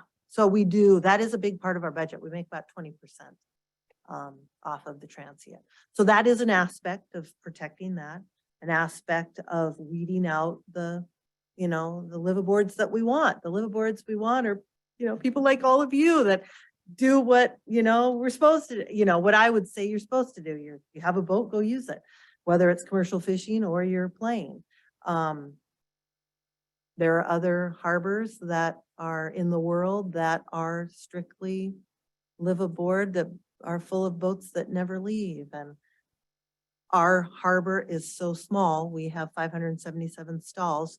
We need to, as a harbor master, I believe that we need to protect that ability to use our harbors to the very best that we can, because to build a new harbor is going to be, we figure, between 65 and $90 million to get more space. And so I really have to be efficient with these harbors, and this is a way to do it.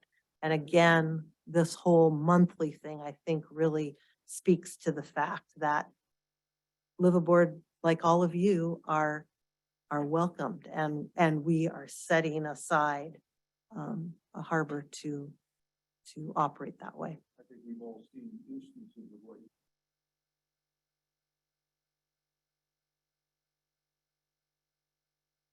I'm actually kind of comfortable if we want to vote on whether to go support Chloe's recommendation, because, and also if it's an ordinance change, I believe it'll get 3 readings. So there's 2 or 3 opportunities to speak at the assembly Change it. meeting. So I think it's within our function here to weigh in on this. So.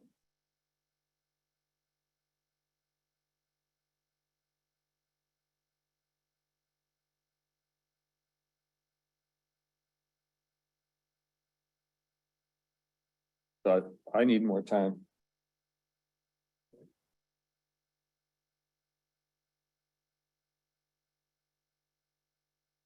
Time?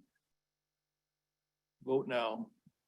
Well, now that I've had a little bit more clarification on what you mean and seeing as how we're not anywhere near the cap.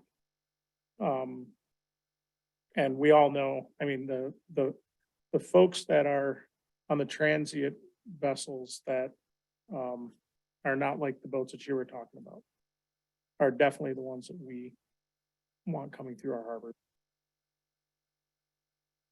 40% or the 40% fee that you're talking about with the boats that are transit, that are not getting their month long. Definitely a big boost to the harbor budget. I personally feel a little bit more comfortable with this bump. And I would feel okay to move it forward. Public notice, what type of public input would you be looking for? Like, more notice before the meeting or a extended, like a public hearing or something? Communications, whatever it would take. It could be something as simple as a small newsletter attached to your harbor board bill, or to your harbor bill.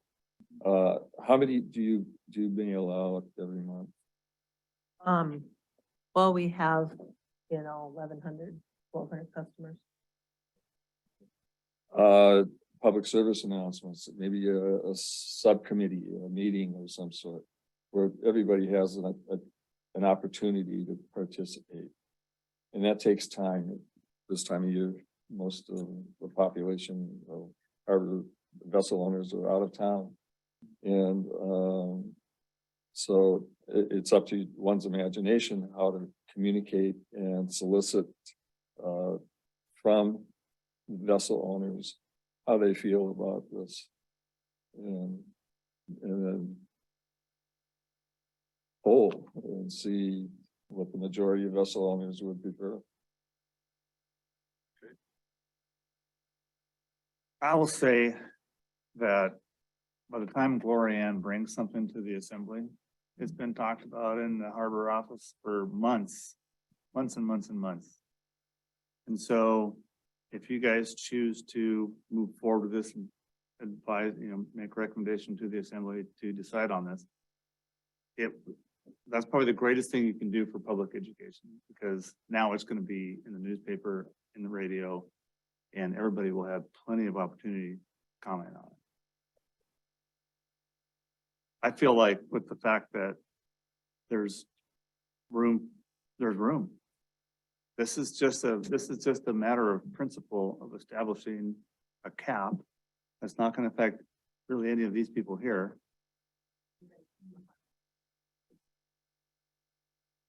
This is like looking ahead to prevent an issue so that you can, an overcrowding issue so you can accommodate all the transient users down the road. It's going to help us in the future on big decision-making. It's just good, solid management. Are we going to invest in paving the drive down? Are we going to invest in, or are we going to invest in more bathrooms, showers? Are we going to invest in, that kind of stuff right now? Goes to the assembly level, there will be, like I say, three readings, and there will be plenty of opportunity for people to comment on it, and the assembly would respond.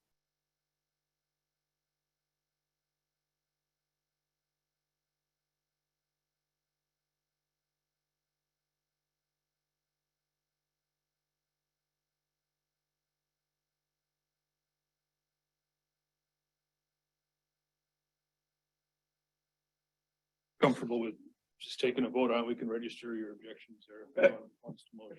So do we have to do the whole program, I see W, on the second one about the commercial use of the facilities, the B and B. Well, that's your agenda. It's on your agenda for the next thing. Well, I'm just wondering whether we should recommend the whole thing or do two separate recommendations. That would be the only reason why I wouldn't, I'm not comfortable with it. Yeah, well, moving maybe forward we with could just. recommendation. since Well, your it is- agenda C already goes with the next section. Right. It's just, I didn't want to make two copies of the same ordinance. We should just pass it on. It's an ordinance change, so it's gonna get 3 different readings. Public's gonna be tired of it by the time it actually passes, so. Why don't we just pass it on?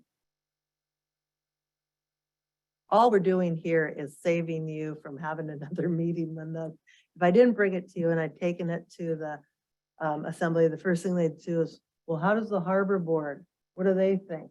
Okay, let's have a harbor board meeting. Okay, so maybe I put the cart before the horse. I mean, we're all elected representatives, but then we aren't really representative of the liveaboard group, and I don't know, what do you guys want to do? If someone makes a motion, we'll vote on it. I agree with Scott about F certainly, but we haven't really talked about W, and I'd like to hear what people have to say about W as well before really making any kind of recommendation to pass the whole thing, as it were. And I don't know if we want to like close our discussion of the liveaboard part before moving on to the vacation rental part or the float home part.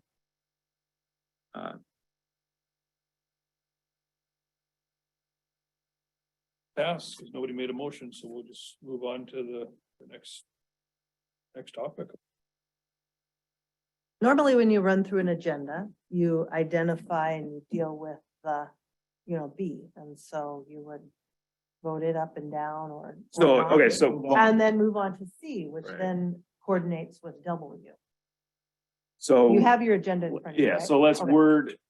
let's see, let's hear what a rec. I move to recommend the amendments contained in this ordinance to Part A of 14.20.125 and Part F of said part. We already did the A. You've already voted that. That's already moving forward. So Okay, now we're yeah, just so talking now about just Part F. F. Yeah. So I move with respect to Part F to recommend this. To take a vote, is that what you're talking about? To take a vote on F? Got a second? I'll second that. All right. Yes, so do we vote? What is the motion? To recommend or support Glow's recommendation of F Okay, 10% cap.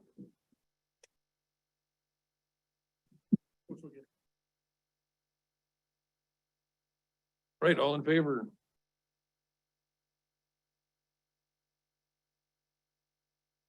Could note John's objection about the Roger. public timing and comment and stuff. Great. Okay, I think we're on to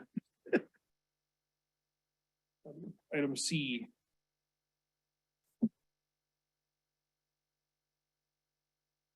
Okay, so what the staff is proposing is clarifying the language for prohibited acts. We've come up against this every once in a while about float houses, floating homes.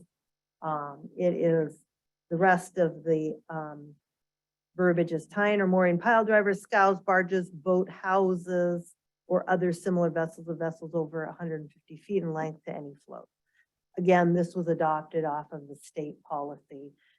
We get a lot of people that come in and want to put float houses in the harbor, and we deny that. There is a couple that have been grandfathered in. They came in before the municipality owned the harbors, and they are slowly getting weeded out.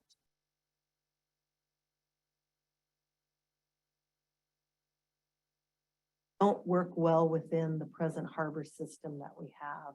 They usually are not, the size is a big thing, the constraints on available space there is, the electrical issues that are many times, come with floating homes when you're running all sorts of things and you only have 30 amps, it causes issues. Just that not having a, keel and a rudder and, tying a boat up, these are usually square boxes that come in with a roof that sheds rain and snow on their finger floats and their stall partners, all of those kind of things. So Plowum and I would like to just clear up the language in our code that says float houses are not allowed. So I can.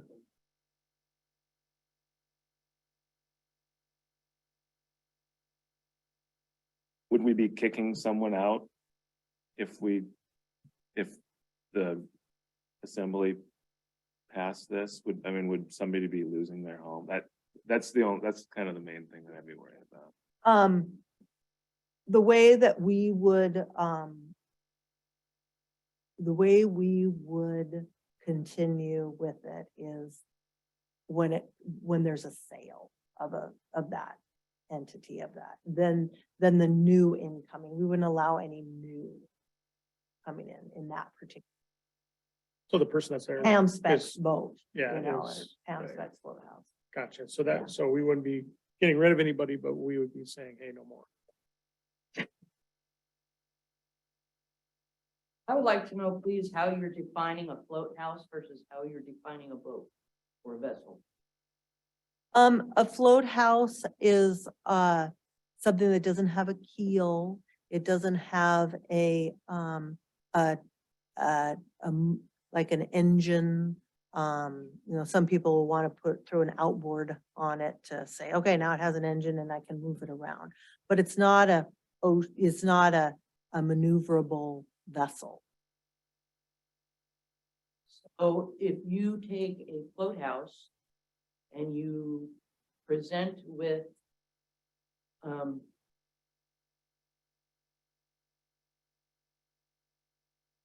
audible alarm and an engine, you will still refuse that boat in the harbor?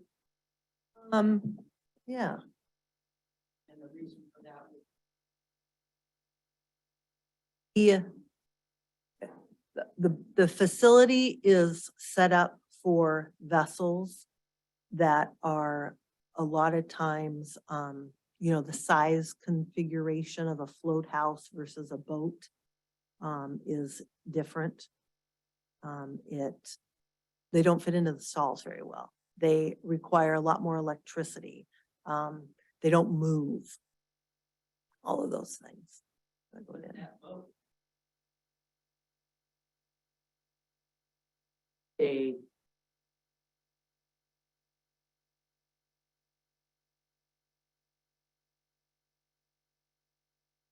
So really, it's just about what the boat looks like, rather than. And the how it fills the definition of a space.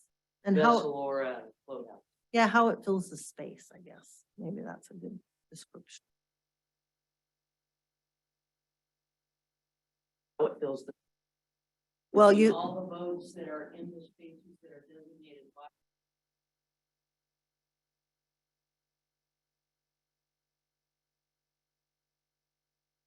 How does that make a difference, whether it's a float house with a hull number that's built on a hull, or whether it's a float house that has no engine, no lights, no audibles, et cetera? it's a good point. The issue that we have with float houses are things like, you have a specific amount of room between finger floats, and it fills up that space so wide that it would encroach on a stall partner. Many times these, things, whatever you want to call it, float house will come with a roof on it and it's shedding snow. Yes, like a covering on a boat, they do that too. That encroaches on the finger float, it dumps snow on their partner boat. that's in the stall with them. Float houses take, or usually require, if there's somebody living aboard them, more electricity than is available on a 30 amp single phase hookup.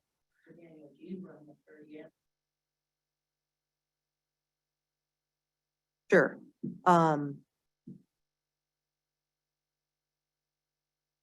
I don't know if you could find a float house that is going to be,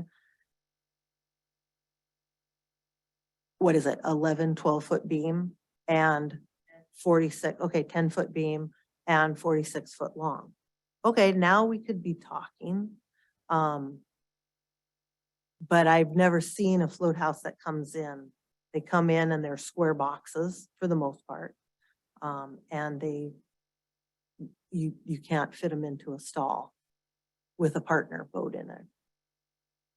So then that would mean that no herring skiffs can be in there either. 32-foot herring skiff with a 10-foot beam, by definition, would also not be allowed in the harbor.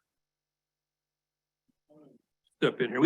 Yeah. We're getting your objections, but this isn't the place for a back and forth.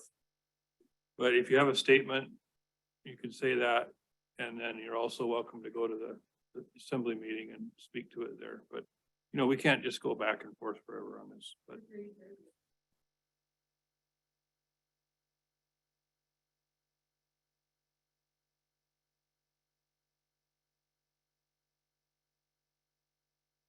It's 3 years ago, I think, when I was on the harbor board, we had this really similar discussion. And, the consensus, was that, there seemed to be room for float houses if they satisfied the harbor master. And, to just rule them out, I don't agree with that. I look back at the float house that Larry Howell built. That I thought was just a beautiful piece of workmanship and fit in the harbor extremely well without any issues. And so I think there's room for float houses. That's my feeling. But I think the harbor master should always have the discretion whether one is allowed or not. But to put it in an ordinance form where they just flat are disallowed, I don't agree with that.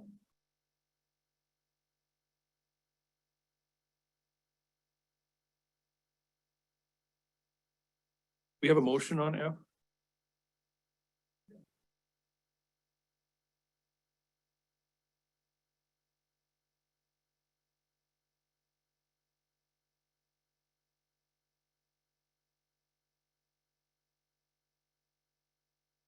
I think there's a difference between float houses and houseboats. No, they're not the same. That's what Larry had with the houseboat. I mean, you got a house on logs. Then you drag it into the harbor. That's different than Art Hammer's houseboat. Or the herring skiffs. Always gonna be who decides, I guess. We're, you know. That's it, if your harbor department. One has a hull and the other one doesn't.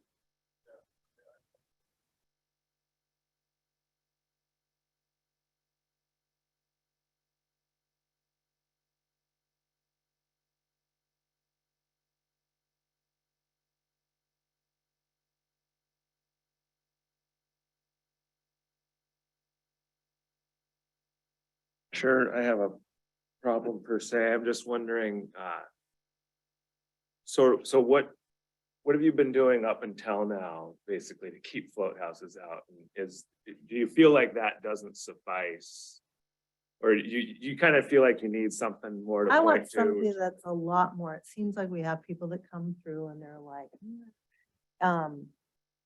I just want to be able to say float houses are fall in that category outlined as house, you know, a houseboat is far different. That's even what Pam has, is a houseboat. She doesn't have a float house. Larry, what you're speaking to, that was a houseboat. That's not a float house. What's the definition? Well, What's the difference? A Yeah, it might be float- worthwhile to try to come Yeah, up with some kind of definition. a houseboat has a keel, has a you know, you can run it around. Larry could, you know, he could put, a float house is on floats, is on like, you know, styrofoam floats or logs or things like that. So keel, I guess, would be a way. Larry's was just a flat bottom, and a herring skiff, basically. Definition of a hull. The main body of a ship or other vessel, including the bottom, sides and the deck, but not the mast superstructure, rigging, engines, and other fittings. One has a hull, one has flotation. Whether it's logs or floats.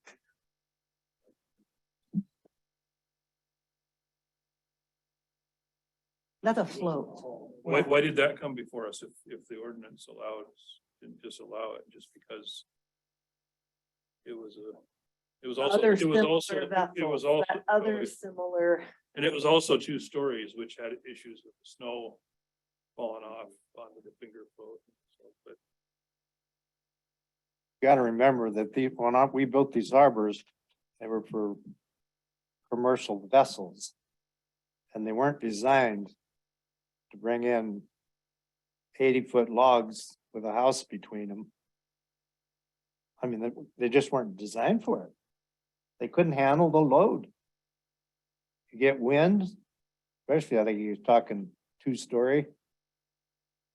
I mean, actually, if you think about it, our harbors are fairly lightly built. They built for that purpose. And now we're talking about bringing in something that they weren't designed for. and I guess part of it too is like the random. I am not against float houses. I love the idea I mean, that would be cool. I would say, let's look at a section of the harbor that this would be laid out. We would take the finger floats out. We'd put pilings in so that you could moor them. We'd beef up the main float, so that you can in and on and off of them easier. If we want to go down that road, and then they'd all be in one general area, not in amongst, you know, boats that are coming and going and all of that.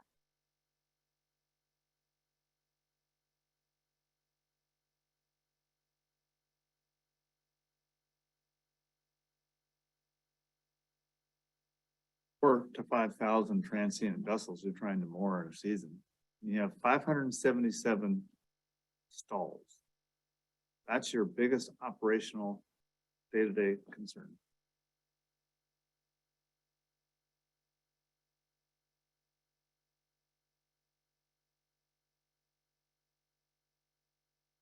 Not against float houses. We could, you know, but let's look at maybe redesigning.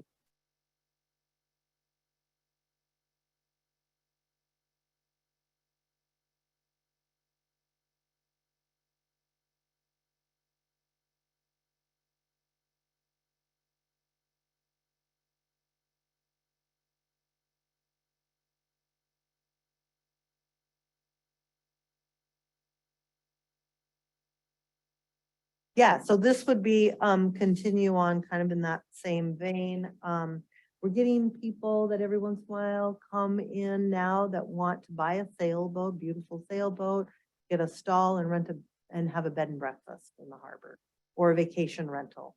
Had people come, you know, this VRBO thing has really opened up and maybe they do it elsewhere. But, you can see the wake issue we have with a lot of customers for the rentals. Can you imagine the issues we'd have if you were, you know, if you had subletting? We don't allow subletting of stalls. We don't allow, you know, rental. You know, you can rent your stall. Had people come and want to get a stall, put a sailboat in there, have a,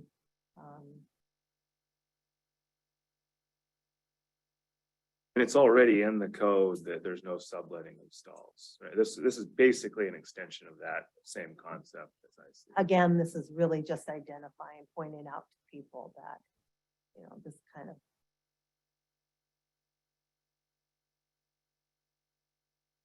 obviously an exploding problem in, not just on the water, but on the land and everywhere else. So I'm definitely for it, for W.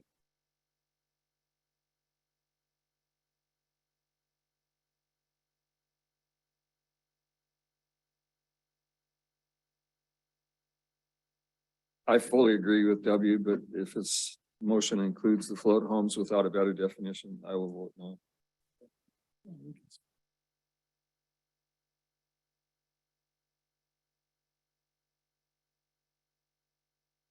Is the motion already made yet? Not yet.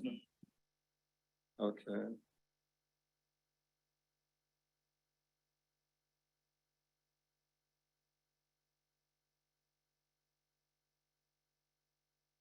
Motion that we accept item W as written.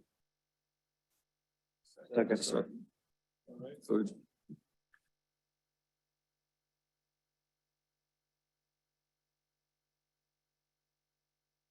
Guess on F, we're just gonna hold off.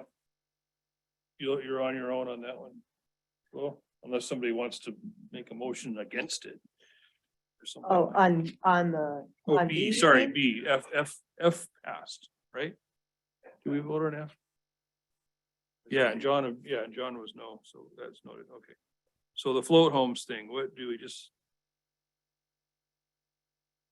I mean, I have a tough time with it, just the unclarity of the definition of float. I just have a tough time with it, kind of along for the same reason that John does, I think. I'm not really sure what I'm voting on. If I vote one way or the other, and it's like, So my thought would be on that is we would have to, and I think Scott read it, define what a boat is versus a float home. And I believe it was talked about, anything with flotation device, logs, styrofoam, plastic barrels, that type of stuff would be, I would consider that stuff built on top of that as a float home. And then anything that has a keel, has VIN numbers, is designated as a houseboat or bought as a houseboat was what I would consider not a float home. Personally, right. I mean, we all know, I know we're trying to be like she really said, the- correct the- here, the but we herring all know skip- what a float home is. the herring versus skip a- with a house on it, that's a hull, but it's still kind of a float. And then she also, yeah, exactly, and I she just also feel like defined the at some width of point- them, Well, and that would be, there's room for discretion on that. If they have a hull and they can move around under their own power and they, and that's considered more of a boat-like structure, well then, yeah, that's a houseboat. A float house is something that goes up the Stikine all summer and then comes down and wants to, be in the harbor in the wintertime and it's. We'll And it just, takes 2 stalls and I don't have, it'd be one thing if we had a bunch of empty stalls, but we don't have any empty stalls. And so then you end up with these. but right now it's your discretion. Yeah. I'm fine with just leaving it. could I ask Linda your approval on that?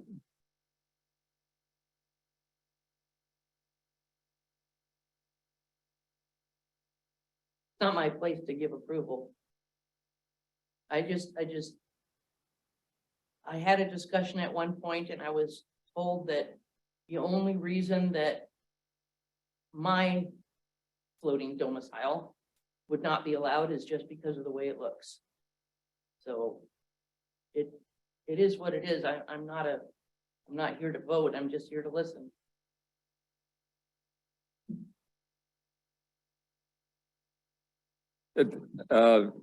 I think we just need a more technical, precise definition of what a float home is.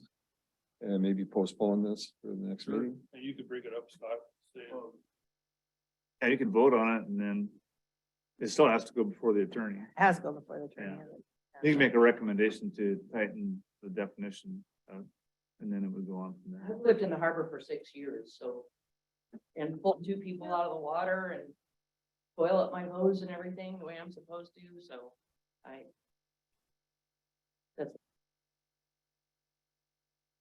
Thank you.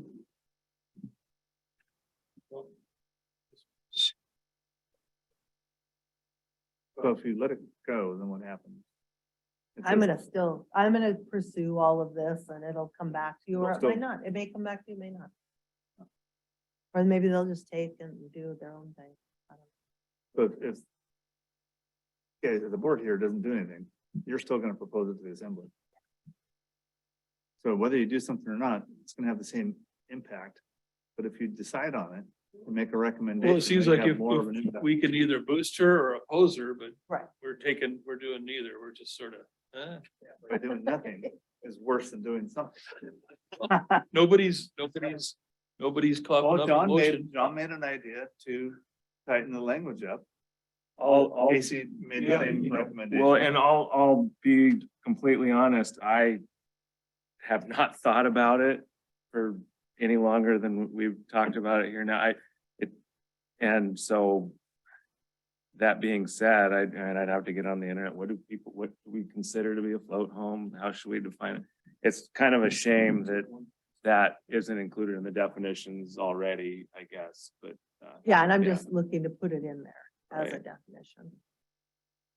And it's still, you know, We have enough support to recommend that we do come with some kind of a resolution on the language, what is a float home?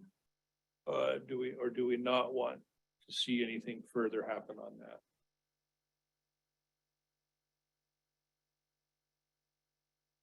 I guess kind of like them, I'm not sure what the motion would be. I mean, we discussed what a hull is.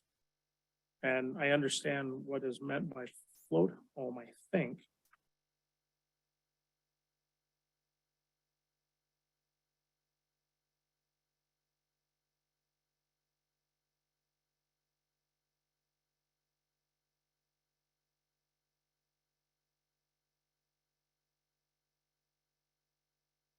Add clarification to the definition, what constitutes float.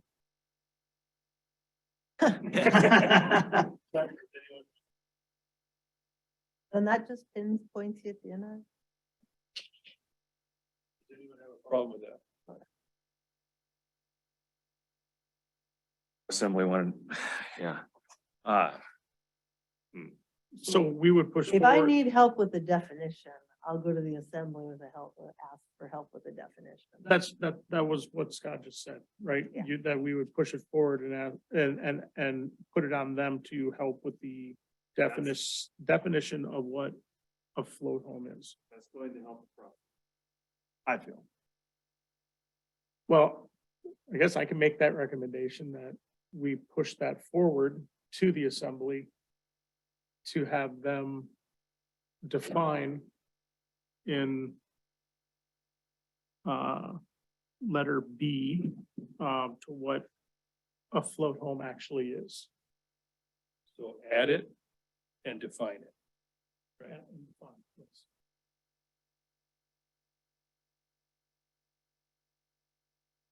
So What? I thought, isn't that kind of where we want? Well, because I are think you that's gonna what's- be happy with the definition that I come up with? Or are you gonna have questions about that? We're gonna have questions. This is a start. I You mean, know. it's opening up the language. I like Scott's idea about it. Is it a hull? You can't really call foam logs or polyethylene tubes a hull, Even if you throw a motor on. no. I agree. So that's a starting, but there's I'd like to give some common sense discretion to the harbor master and her boss to work this out. Will the state of Alaska issue a license to a log supported? You have to get like a crab float, it can have a license. I think you do in order to have it So it stationary. can be considered a Yeah, yeah. vessel according to the state. Well, it's not a vessel, it's more of a, yeah, it has. it's It would have an AK number. identification.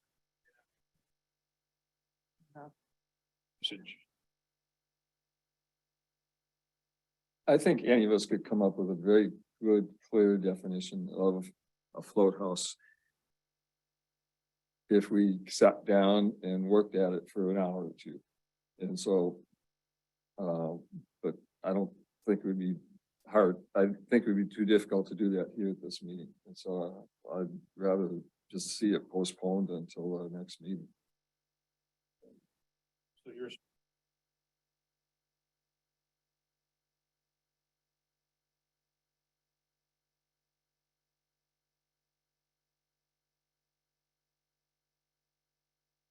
I guess I could recommend, I can make a recommendation. It would be a recommendation to, a conditional recommendation. I recommend that if the assembly decides to pass that, then they write down or have the borough attorney write down a strict definition of what a float home is.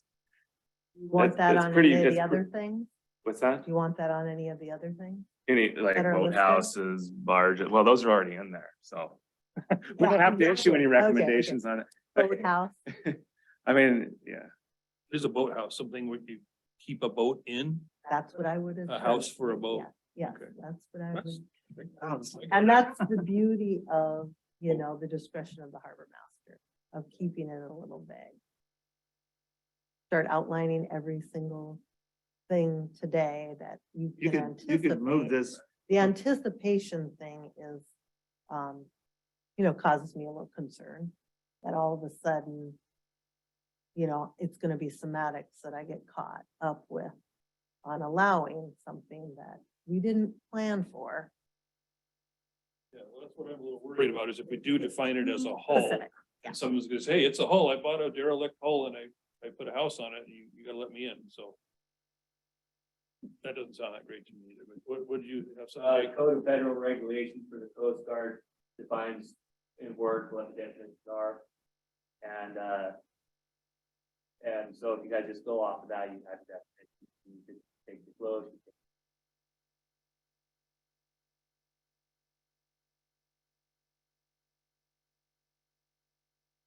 fines float home. Float house, Okay. and float houses, and that's what you need to go off of, 'cause that's the thing.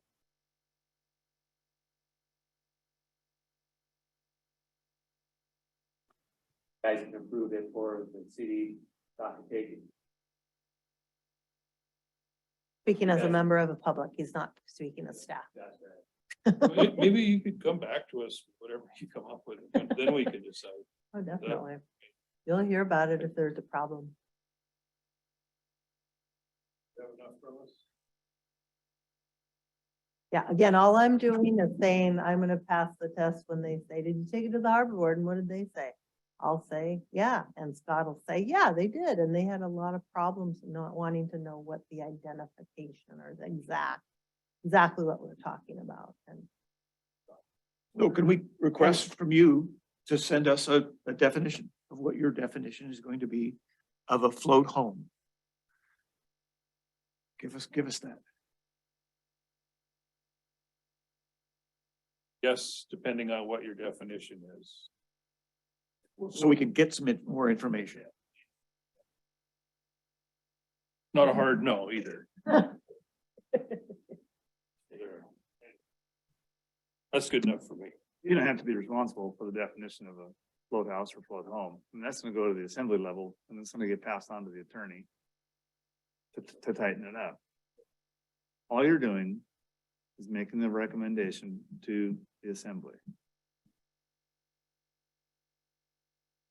They know they don't, and you recommend a clarification of the definition of a float home or float house.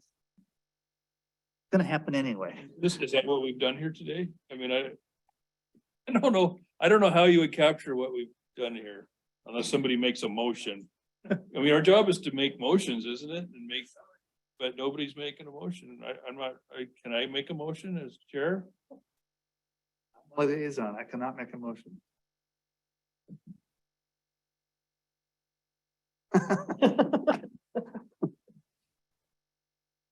Someone wants to make a motion. fine, that's perfectly fine. Can someone find Yeah. out someday whether I can make? Yeah, That'd be nice. No, to you know. cannot. What? All right, moving on. First communications, new communications? You guys do, that's, I consider that a communication. John, Yes. Discuss your. Okay, very, Water. very simple. Want to put a water line in.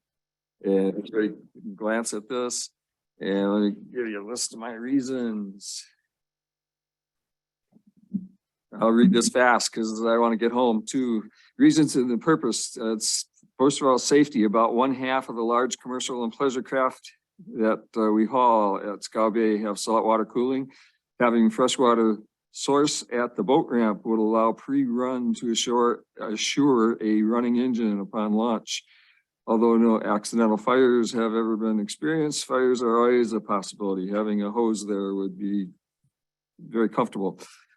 More vessels are using high horsepower engines that need flushing when hauled, and just about all of them are equipped with static flushing ports on them. The hose would be great for those. Hydraulic trailers have critical components that are sensitive to saltwater corrosion and require fresh water rinsed with each use. Stored vessels all have their fresh water drained and need refilling up to 100 gallons or more. Often they are not able to fill in the harbor, and so they could fill them there. Petersburg Marine has been providing freshwater service using a portable water cart and Honda pump. It's been working great for 10 years until I reached my magic age of 75 and I can't handle the darn thing very well. And it's just the normal problems of keeping a Honda pump running all the time.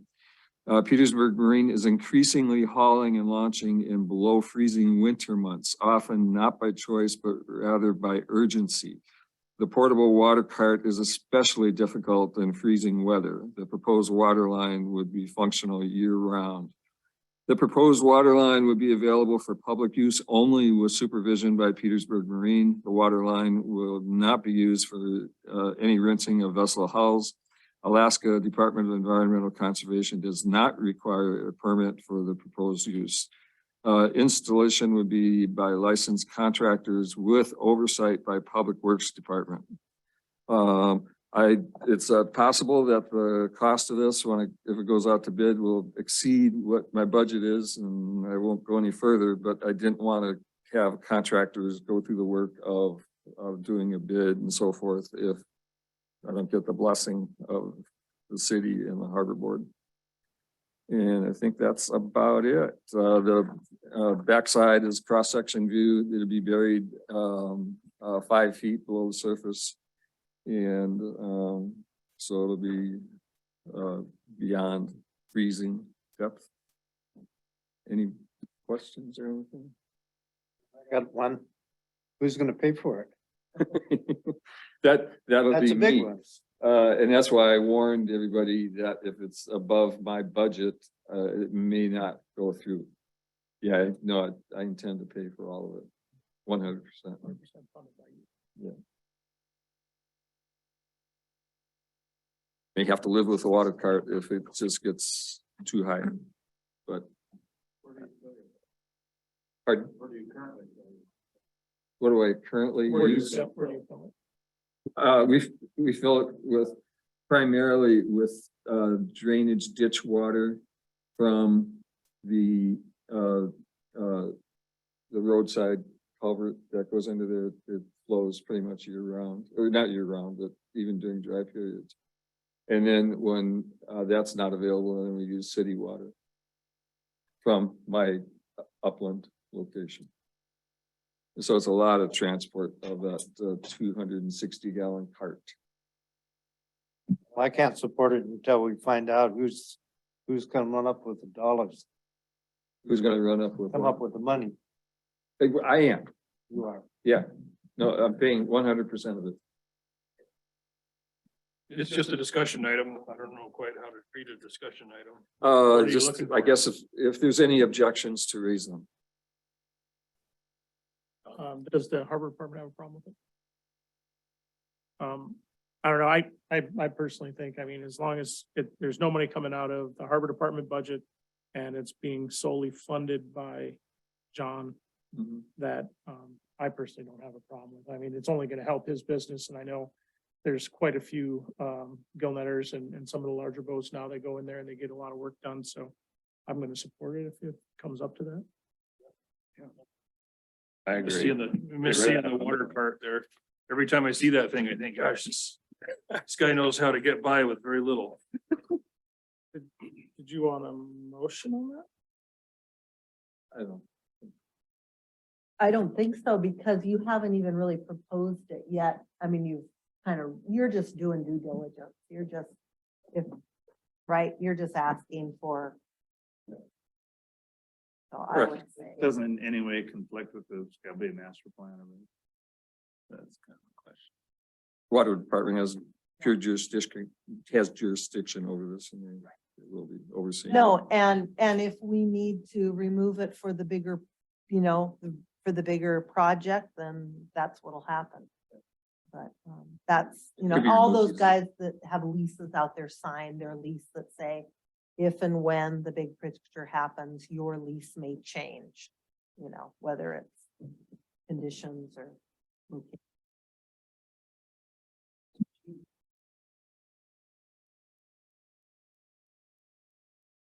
Yeah, they've been tasked with, more of the boatyard side of things, the operation, the development of. Harbor is not, we're not too involved. I mean, I sure pay attention and stuff, but we're not too involved in the boatyard side of it.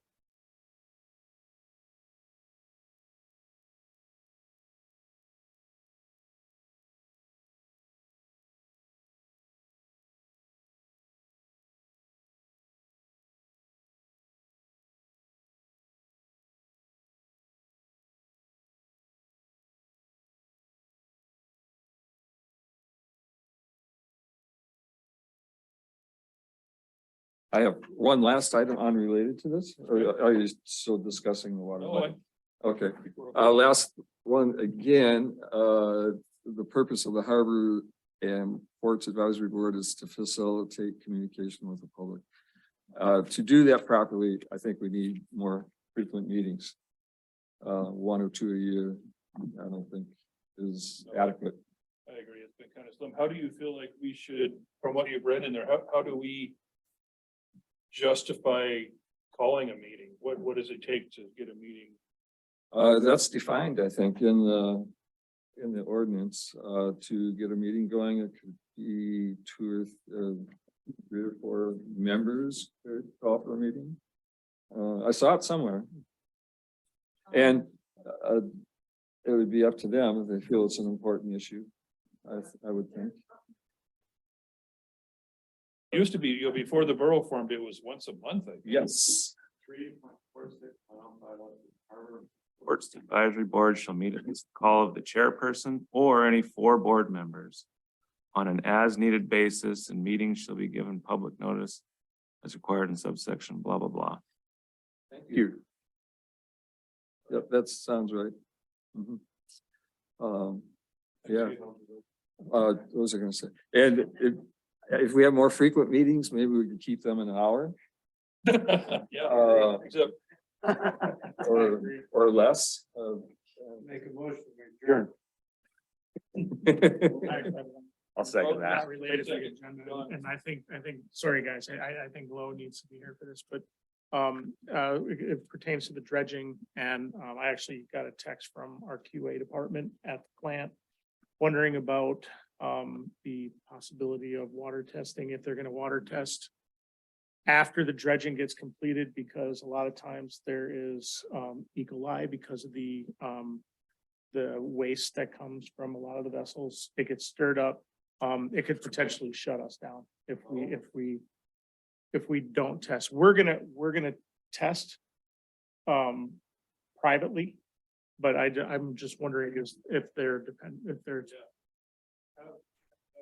Hey, are you back? So, I had a text, about, water testing after we have completed the, dredging, because the worry about, with the dredging, the turning up of water, all the sediment on the bottom, E. coli because of fecal matter and whatnot, that sometimes enters the harbor, by maybe sometimes people flush. And, it could potentially shut us down. Shut the plant down. Take water in. Because we take water in, because we use, because we use salt water when we're spraying stuff down. And it was just a question. I'm wondering if there's plans to do any kind of water testing. Oh, yeah, they do all of that. Okay, Yeah. is that available? Yeah. Okay, cool. Okay, Yeah, so federal, that was my. yeah. You would use that into your own test? No, we will test as well. We're gonna Oh. test as well. I just didn't know because I think there's a percentage that's allowable. As far as like, that's her world, but our QA's world. Yeah, but- there's nothing to worry about. There's not we're not digging up a. Right, it's just,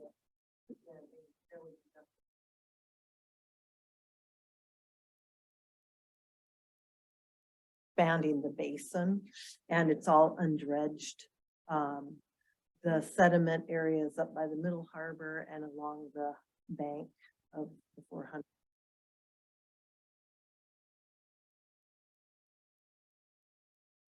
it flushes a lot. I just told her I would put it out here, so. Yeah, Okay, yeah, no, and that's all available through, they do testing before and after and it's all public.